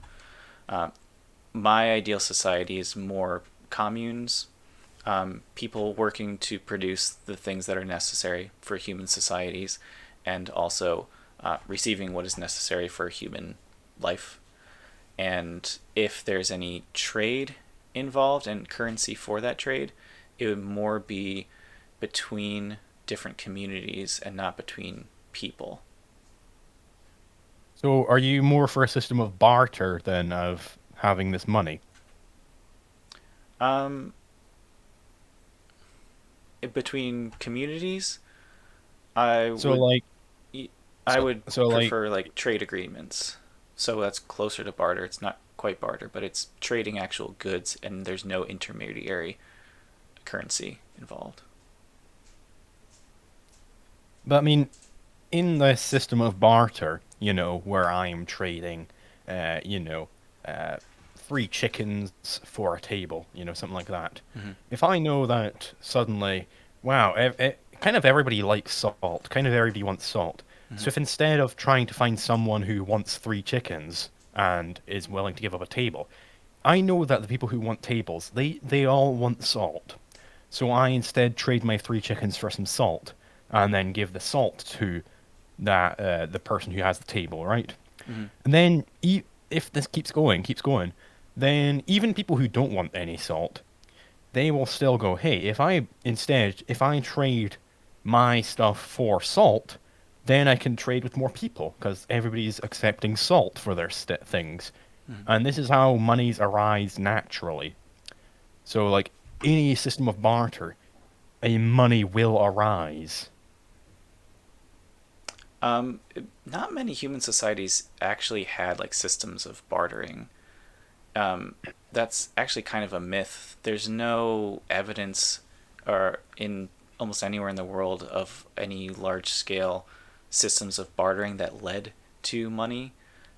What you described is, I think, Adam Smith's like kind of imagination of how humans developed money, and it is an interesting and very logical thought experiment. You can imagine it, and it's like, yeah, that sounds right. That sounds like what humans would do. But there's no records of humans actually doing that outside of temporary situations where people are used to money and they develop money. For example, like POW camps, people developed systems of currency there, like cigarettes and stuff, and they bartered for that. So they developed like bartering that turned into currency, but that was a very small scale thing, and it was influenced by them already having an understanding of money and needing to kind of develop that.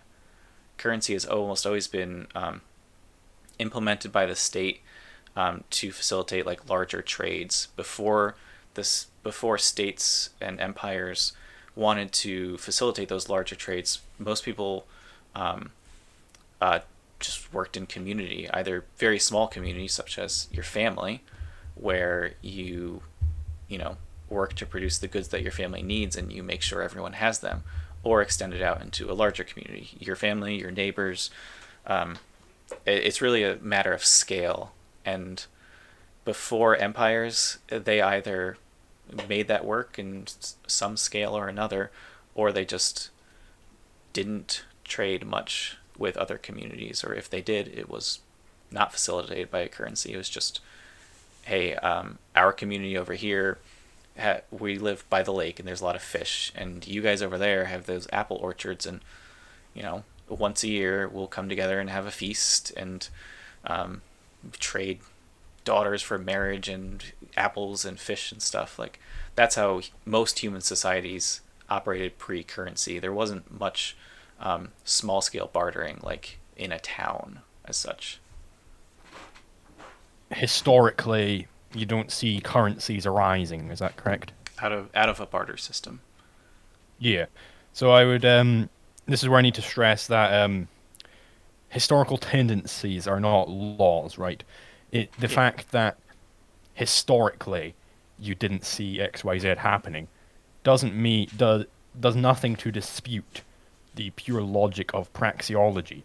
This is why Austrians emphasize praxeology so intensely as being a legitimate way of viewing economics, and in fact, they we also say that historicism and empiricism are not legitimate. All you can say from looking at some historical trend is that that is just how you apply the theory. All you can say there is whether the theory applies, not whether the theory is correct. Mm-hmm. So the theory is necessarily correct, assuming the axioms are correct. I agree that citing history only can show that it did or did not happen, not that it could or could not happen. Which is that similar to what you're trying to say? I think, moreover, what you would expect to happen given some axioms, because all of science requires that you keep all else equal. And you'll hear when you talk to econ nerds, they'll be fucking spouting ceteris paribus at you like it's a spell or something, right? Because ceteris paribus is Latin for keeping all else equal, because that's what you need in science. So we can't keep all else equal when we're just looking at historic events. We don't get to set up like we were having an experiment or anything like that. We can't just change one single variable there like we could if we were testing when water boiled or something like that. So that's why we emphasize praxeology so heavily, because praxeology allows us to keep all else equal. We just look at the pure logic of, let's look at a trade.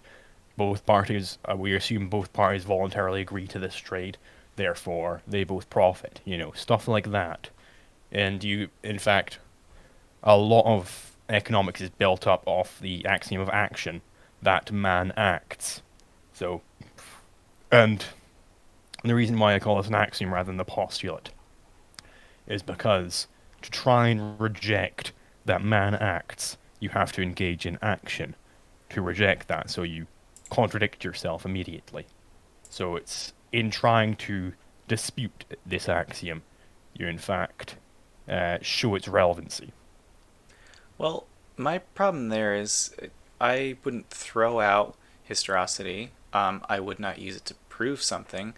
Um, but throwing out empiricism, that's oh, that seems like a step too far for me, because what's left after that? You say it's logic, but really it's just imagining something and saying like therefore that is. Like if without empiricism, without historicity, you're not it's hard to think outside yourself, because logic is just what you think makes sense without empiricism and without historicity.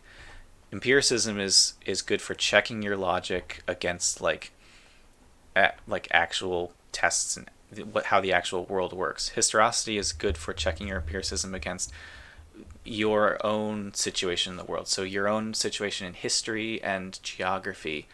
Your imagination and therefore your logic is going to assume that things happen based on how you just currently feel the world works, which has a lot of stuff on top of it, including the state, and I would argue property, that aren't natural states of the world. They're things we've made up that we kind of take for granted, but we shouldn't let them affect our logic.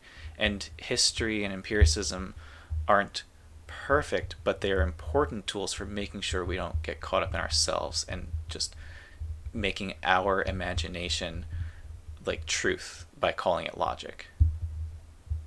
So, like, empiricism is fine if you want to just check whether whether a certain economic theory has played out in a given situation, but it can never actually dispute that theory, right?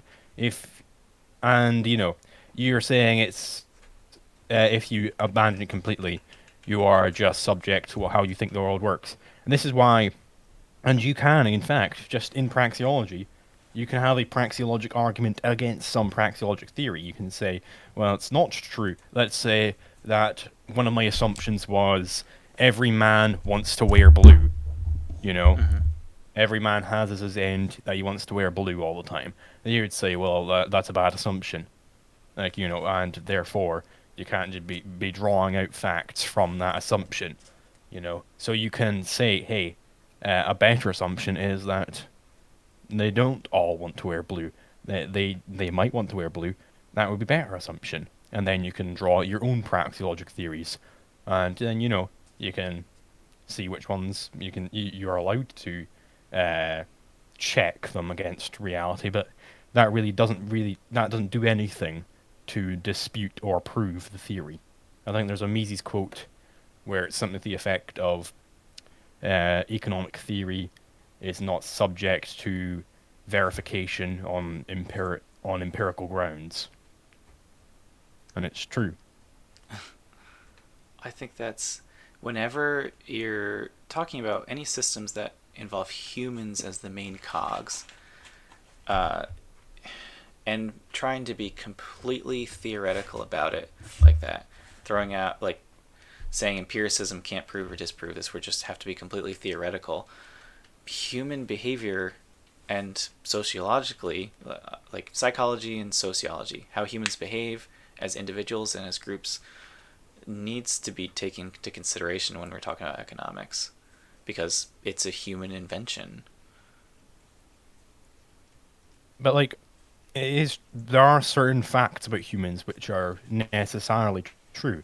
Like man acts. That is, Mm. you can't dispute that, right? Yeah, but the way man acts, there's a million Yeah, variables yeah, there. sure. there are a bunch of areas, but you can draw up a bunch of these different axioms and postulates and whatnot. And, if you accept all of them, then everything that is derived from those necessarily must be true. So here's an example from Hans Hermann Hoppe. He's another economist. He says that taxation is necessarily decivilizing.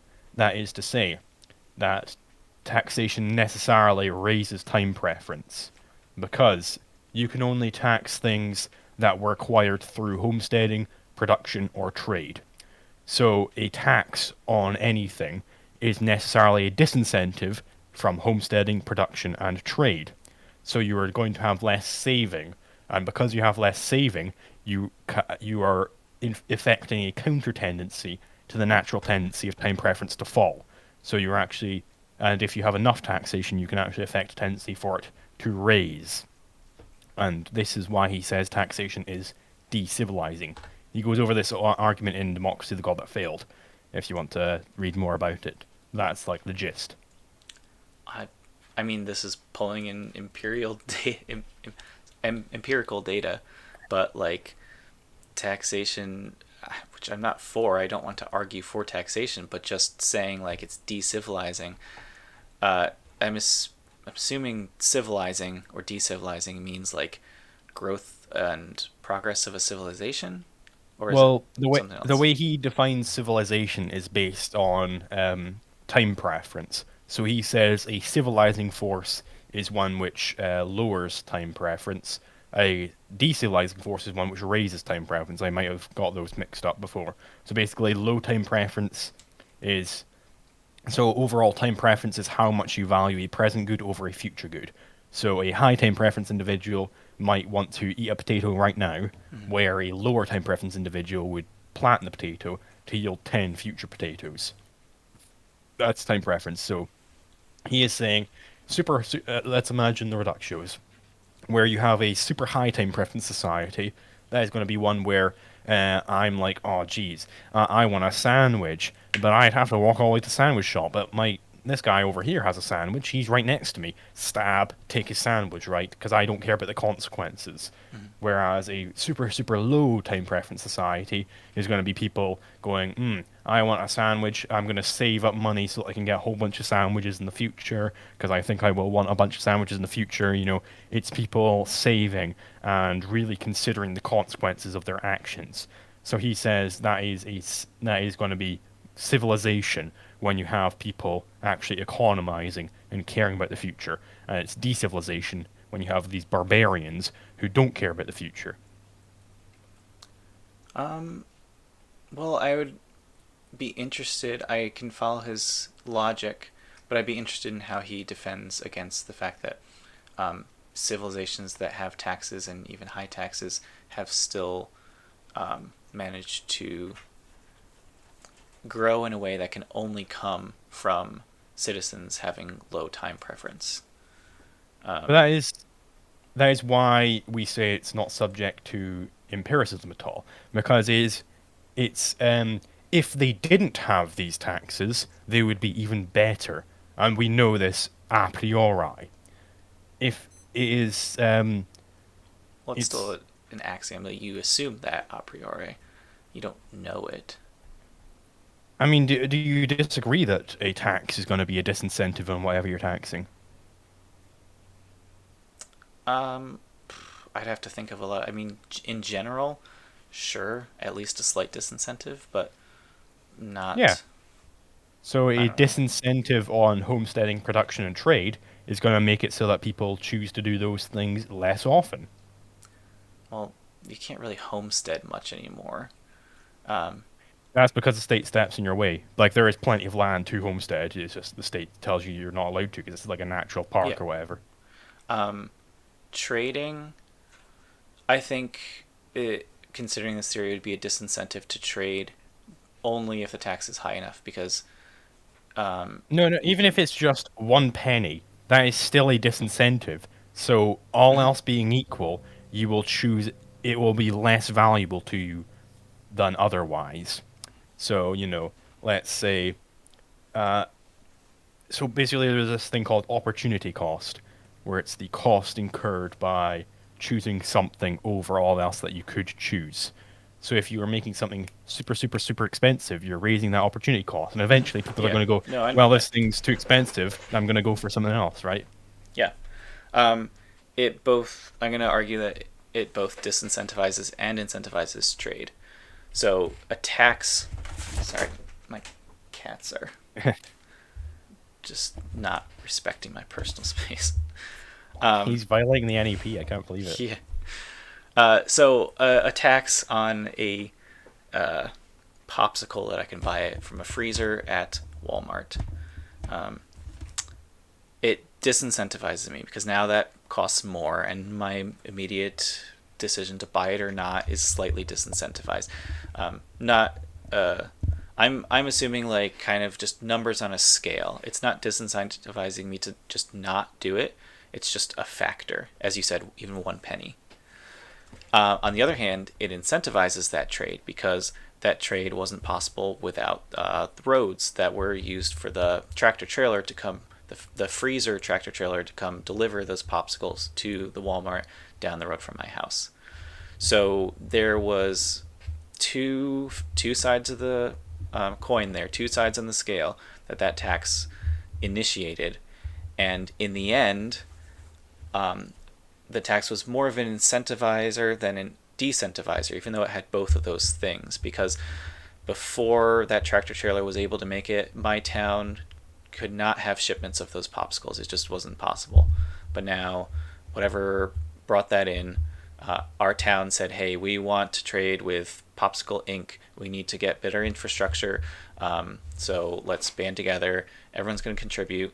We'll tax this, we'll build these roads, get these tractor trailers into our Walmart so we can all have popsicles. Yay. So we all start trading those popsicles. So I do agree that it's a disincentive, but it's not just a disincentive. And if you weigh the scales, like I'm able to do that trade, and that's much stronger of an incentive than just, it costs a penny more, $1 more or whatever. So here's where I drop. You are correct that the state can incentivize things. This is the dichotomy between taxation and subsidy. So if the state is building a bunch of roads, and that would be them subsidizing travel over those roads, for instance. So, but the question is, what are they incentivizing and what are they disincentivizing? Well, they're necessarily going to be incentivizing things that people didn't want, or else they wouldn't need to tax to do it, right? So basically every country massively oversupplies roads and most transport, in fact, because they want to be able to transport their military around. They want, and a lot of them are Keynesian, so they want people traveling a lot. If you've read Brave New World, you'll know a lot about that. They want people traveling out into like the countrysides and whatnot to just up consumption. Mm. So they are going to be incentivizing necessarily what people didn't want in the first place, and they're going to be disincentivizing what people did want, or else they would not need this tax. They would not. It would be just voluntary trade. It would just happen on its own, right? I think it's a bit reductive to say it's what people didn't want. Just as I said, it's two sides of a scale. People want and don't want a lot of things. I want to go to the moon, but there's no infrastructure to go to the moon.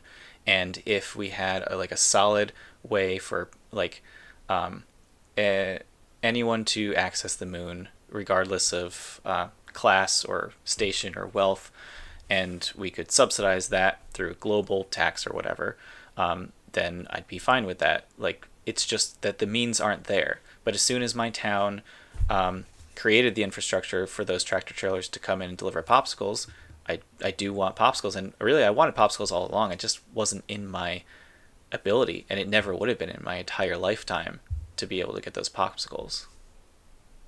That's the thing. It's how do I want to get to the moon? If you genuinely do want to pay that money towards this moon elevator or whatever, if you genuinely do want to pay that money, then you wouldn't need the state to force you to pay that money because you just pay it willingly, right? No, because if I pay it alone, I don't have enough money to do that. Yeah, but you can coordinate with other people, right? No, I don't have enough free time to do that. not in our current economic system. I have to work, and I do It's, not have the free time to coordinate with that many people on that level. do you think taxation is voluntary? No, So it's not not as it voluntary. currently is implemented. So you necessarily, therefore, is something you don't agree to. So they're necessarily going to be implementing it on something where you did not want your money to go towards that end, right? No, I mean I want my money to go towards many ends that taxes go towards. Not all of them, but But if you wanted to go towards that end, they don't need to force you to pay that money because you just pay it on your own. taxes don't go to just one thing. Well, whatever they go towards, if Mm-hmm. they needed to force you to pay that, then you didn't want your money to go there, right? Yeah, Yeah, so therefore, your taxation is necessarily going to go towards something which you didn't want it to go towards because you preferred for it to go towards something else. well, sorry, I shouldn't have said I didn't want it to go towards that. I didn't want it to go through a tax, but I didn't want it to. But that doesn't mean I didn't want it to go to that. But if they need to tax you to get it done, right? Let's say nobody wants roads in your town, but they need to tax you to get roads done, right? That Mm-hmm. means that they're reallocating funds from where people want them to where people don't want them. What if it's a community drive? Taxes that are uh, more democratic. Um, I mean, democracy doesn't imply consent, though. no, it doesn't. Um, I don't think outside of a consensus democracy you can get a really just way of taxation. And I guess this I don't is one of the problems I have with money. I don't know if I can think of a just form of taxation, but it exactly. It's unjust, so it's always going to be involuntary, right? right. But the original So that postulate was whether it disincentivizes trade, and yeah. So if and more we trade need to build up to happens, get there. okay, sure. So, like, you are reallocating funds from where people want them to where they don't want them, right? Hmm. So, therefore, you are misallocating it in a way, right? You are doing what people don't want their money to be done with that, right? Sure. So in the beginning, the people did not want to trade. They they had no incentive to trade, Yeah, so let's say they didn't want to trade with people and you're forcing them to, right? or on a So broad scale, yeah, like the so this is popsicles. so this is what subsidies do. They Hmm. incentivize what people didn't want to do previously, so they will go ahead and do it. Okay. And this is so taxation. You are only going to be able to tax on things which have either been produced, homesteaded, or traded, right? Sure. So a tax is a disincentive, right? So you are disincentivizing those activities. But it also incentivized trade because in the beginning, those people did Well, the not want to subsidy trade. does. Yeah, The subsidy might, and you're but subsidizing it. You're subsidizing. You are incentivizing them to do trades that they didn't want to do. yes, but it still incentivized trade in the end. Lots of trade happened. Like But before, those people. trade which people didn't want, right? Yeah, it So could you're like that's incentivizing, the nature of incentivization. You didn't but want that's something, and a so that's the new. subsidy, right? That's why I split it up into two halves. So the Mhm. tax is disincentivizing those things, and the subsidy is incentivizing what people didn't want. Okay, but subsidy is not possible without the tax. Yeah. I know that they're interlinked, right? But Hmm. they are separate things. So the tax, in a vacuum, is disincentivizing those activities. Oh, you're defining the limits of that vacuum. I don't think that's fair Well, how not? because the tax is the only way the subsidy can work. The subsidy um, Like incentivizes trade very, very the subsidy, strongly, and the the tax. subsidy could theoretically be voluntary, right? You could theoretically have it wherever it just pays into this state fund, and then they No, make a because subsidy out of it. a subsidy is incentivizing something, right? And incentivizing something means necessarily you're making someone want to do something that they did not want to do before. Therefore, it is changing people's mind about something. Any incentivizing that happens is changing people's mind. Therefore, it's changing it's involuntary. It's changing the voluntary choices of the people involved. But you It's could a have. positive way. The tax is a negative changing people's view, and the subsidy is positively changing people's view. But it's still they didn't want to do it, and the subsidy makes them want to do it. So I can reframe this as like the whole system if you want then. So we are basically incentivizing people to do things they didn't want to do and Mm-hmm. disincentivizing things that they did want to do, right? That's I would say those are the definitions of incentivize and decentivize or disincentivize. Yeah. So you are going to be having this situation where you are disincentivizing the activities which people wanted to do and which in nature would lead to a lowering of time preference, and you're incentivizing activities which are leading to a raise in time preference, because I'm not going to be wanting to save if I'm being taxed on savings, right? Well, you're going to want to save less. Like your Yeah, yeah, desire for that will I'll be save lessened. less. You Yeah, still might want to save. I'm sure you still do save, but yeah, I'll save yeah. some, but I won't save as much. Mm-hmm. So Well, therefore, no, you you might were rate. save as much, but like the way I look at it is like your desire to do something. If you could put numbers to that, it just goes down a little. But you could still Yeah, 100% still do that. Maybe the only actual effect is you're just a little more annoyed or begrudgingly doing it.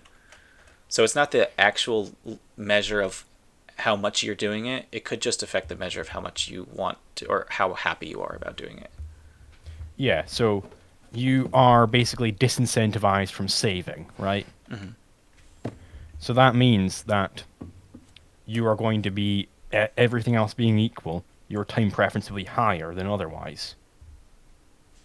Well, if we look at savings in a vacuum, I mean, that's what we need to do in science. We need to keep all else being equal. well, in my view, if all else is being equal, we need to look at the effects on everything else that is time value. Like, How it so? affects my time value beyond just saving. Saving's not the only thing, only action I take that expresses my time value preference. Saving is just one thing that I do to demonstrate that. So what else is there? What else do you think we need to take into account? Maybe I spend a lot of my free time looking for better jobs. Maybe let's see. So saving is putting money aside instead of just spending it all on candy and hot dogs. Obviously, that it says I have a lower time value, right? Lower. Um, Uh, yeah, lower yeah, if you're saving. yeah.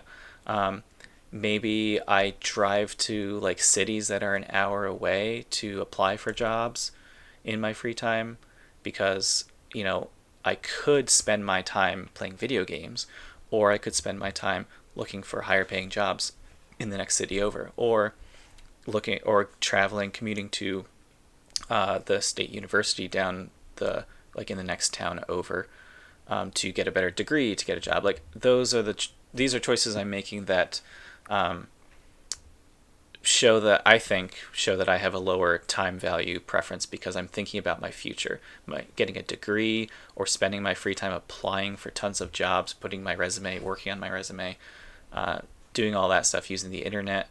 So all of those things if talk about my time value preference, not just savings. Maybe I don't do savings because I spend all my money on gas to drive to these cities. Maybe I'm not saving much, but my time value preference is really low because I'm doing things that further my career. Sure. So if this is basically time preference is not cardinal, it's ordinal. So the all the things which are not affected by taxation and have an effect on your time preference, we ignore all of those, right? We keep them equal because whether you have a taxation or not, that doesn't affect those, right? By definition. It depends on this tax. If there's a gasoline tax, it might disincentivize me to drive Sure. very far to apply for It's jobs. An internet basically tax. any Yeah. tax you could think of. anything which affects your time preference, which is not affected by that tax, is ignored, right? So we're just talking about the savings tax. Yeah, let's just, given any tax that you have, let's only look at what it's actually affecting. Mm-hmm. And in every single tax, it is going to be taxing that which you have traded, that which you have homesteaded, or that which you have produced yourself, Mm-hmm. right? It can only be one of those three things. So, in general, a taxation is going to be a disincentive on those things. It might be only on a production tax, so it only disincentivizes production. But in general, it's going to be one of those things, right? At least one, yeah, sure. Yeah. So therefore, any taxation will raise time preferences. It affects a tendency in the raise of time preferences, I should say. What about the savings? Does savings fall under one of those three things? Homesteading, Sure. production, or trade? So basically, when you are saving something, you are saving those things that you either homesteaded, produced, or traded. You can't save anything else. What if I steal $100 and put it into a savings account? Sure, this is why economics is about the economic. It's about the praxeology of cooperation rather than the praxeology of conflict. This is kind of about conflict because about taxation, but we're not assuming that I am stealing things. We are talking about just property here.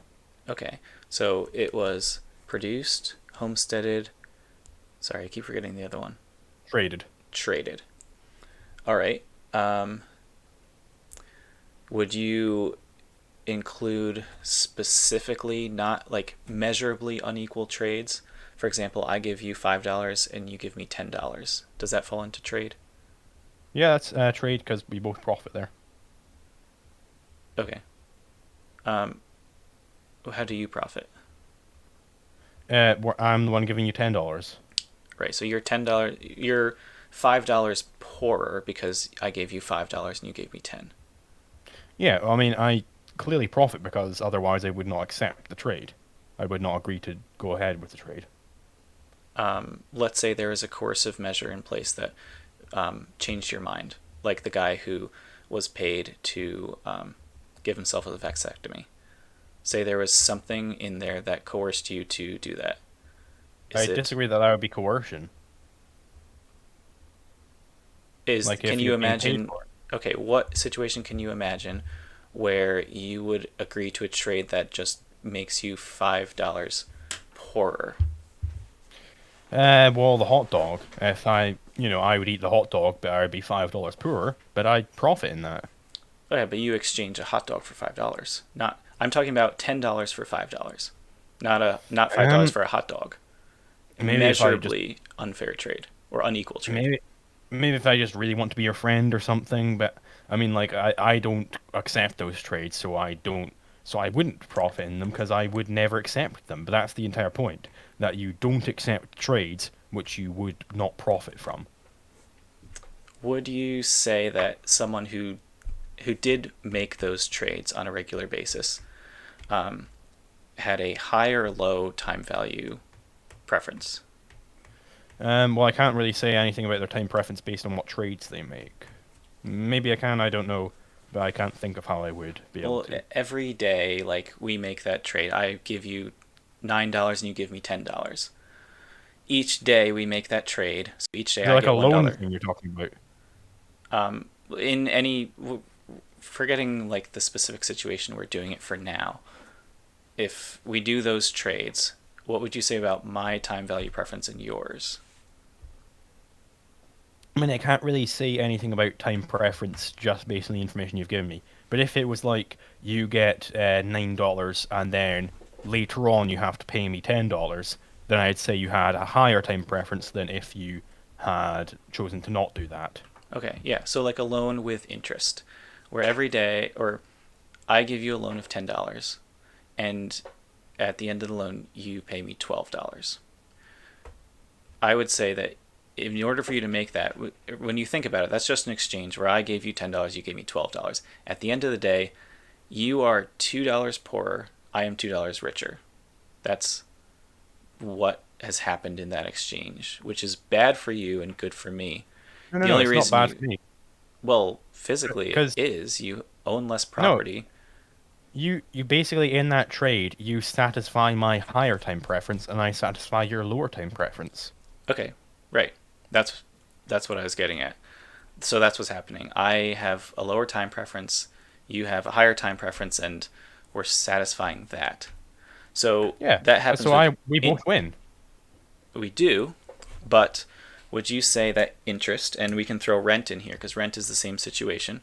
I have a house and I make you pay me money for it every month. At the end of the day, at the end of your lease, I get the house and all of the money you've given me, Hmm? and you walk away with no house and let every But I dollar you had the gave me. house.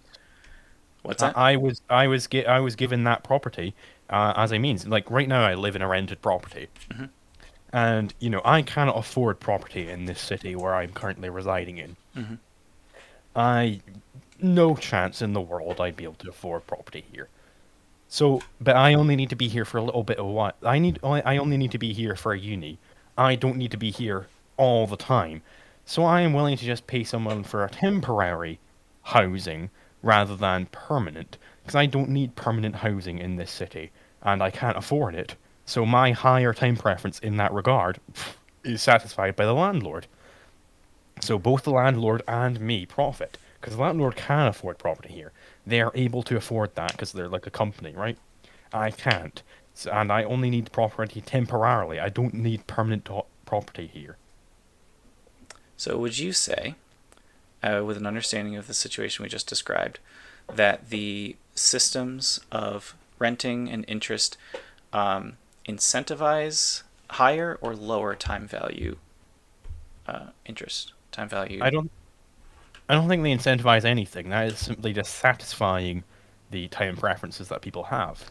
Well, that doesn't seem fair. You were talking about taxes incentivizing, disincentivizing, just by looking at how Yeah, they affect people, and this is affecting like your choice and a lot of people's choices but to willingly like lower or raise their time preference because they just need a place to live or they need money right now, and they will do things like pay someone for the use of their house instead of for actually having a place to live permanently as property because so like they have no choice. It lowers their, or sorry, it raises their time preference. so this is why we say ceteris paribus all the time. This is when the state is implementing this tax on top of what would have naturally happened otherwise. So people are always going to be engaging in these rent situations. If That's this not building that's not a fair assumption. if this building did not rent out this building, if the company that owns this building did not rent it out, then I would just have nowhere to stay. You're I just starting would not from be an living in the city. assumption that a company owns a building, like, and saying that's natural. That's only Of course they do. natural under a state system of property. How so? A company owning a building? Yeah. They homesteaded the land. They built it. It's currently still under construction. They are still building it. They are still homesteading here. Okay, but that's still not a natural thing. Nothing can stop I don't me know. because what if I go decide to live in one of those apartments without renting it from them? You'd be aggressing. Okay, says who? Yeah, so So that is not. what would they do about it? That says the definition of aggression. Okay, I what would they imagine they'd do? probably evict you. I'm aggressing against who? There's nobody in that apartment. You're aggressing against the apartment owner. They own the He apartment. literally They don't doesn't want live you to there, live so there. why does he own it? He's not homesteading it. He did homestead it though. He When? continues to own it. When he built it. That building something isn't homesteading it. What do you think homesteading Homesteading is is then? steading in a home. It's living in a place and working the land. Is that been your definition of homesteading this entire time? Sure. What can you share your definition of homesteading? Sure. So I subscribe to the first use theory of homesteading. Okay. That is to say, when you initially use something, you are owning it. You can be more romantic about it if you're like, a Locke guy.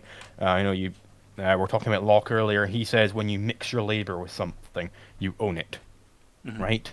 That is what homesteading is. It's not about staying in that home. It's about making use of it. It's about mixing your labor with it. I think we should probably wrap up now. Yeah, I'm fine with that too. I enjoyed this, It was pretty and fun.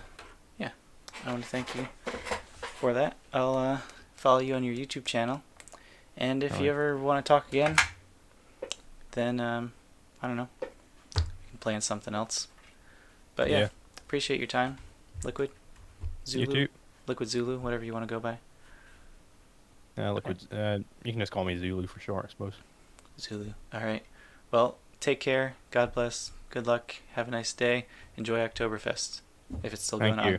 You too. Bye. I'll see you later.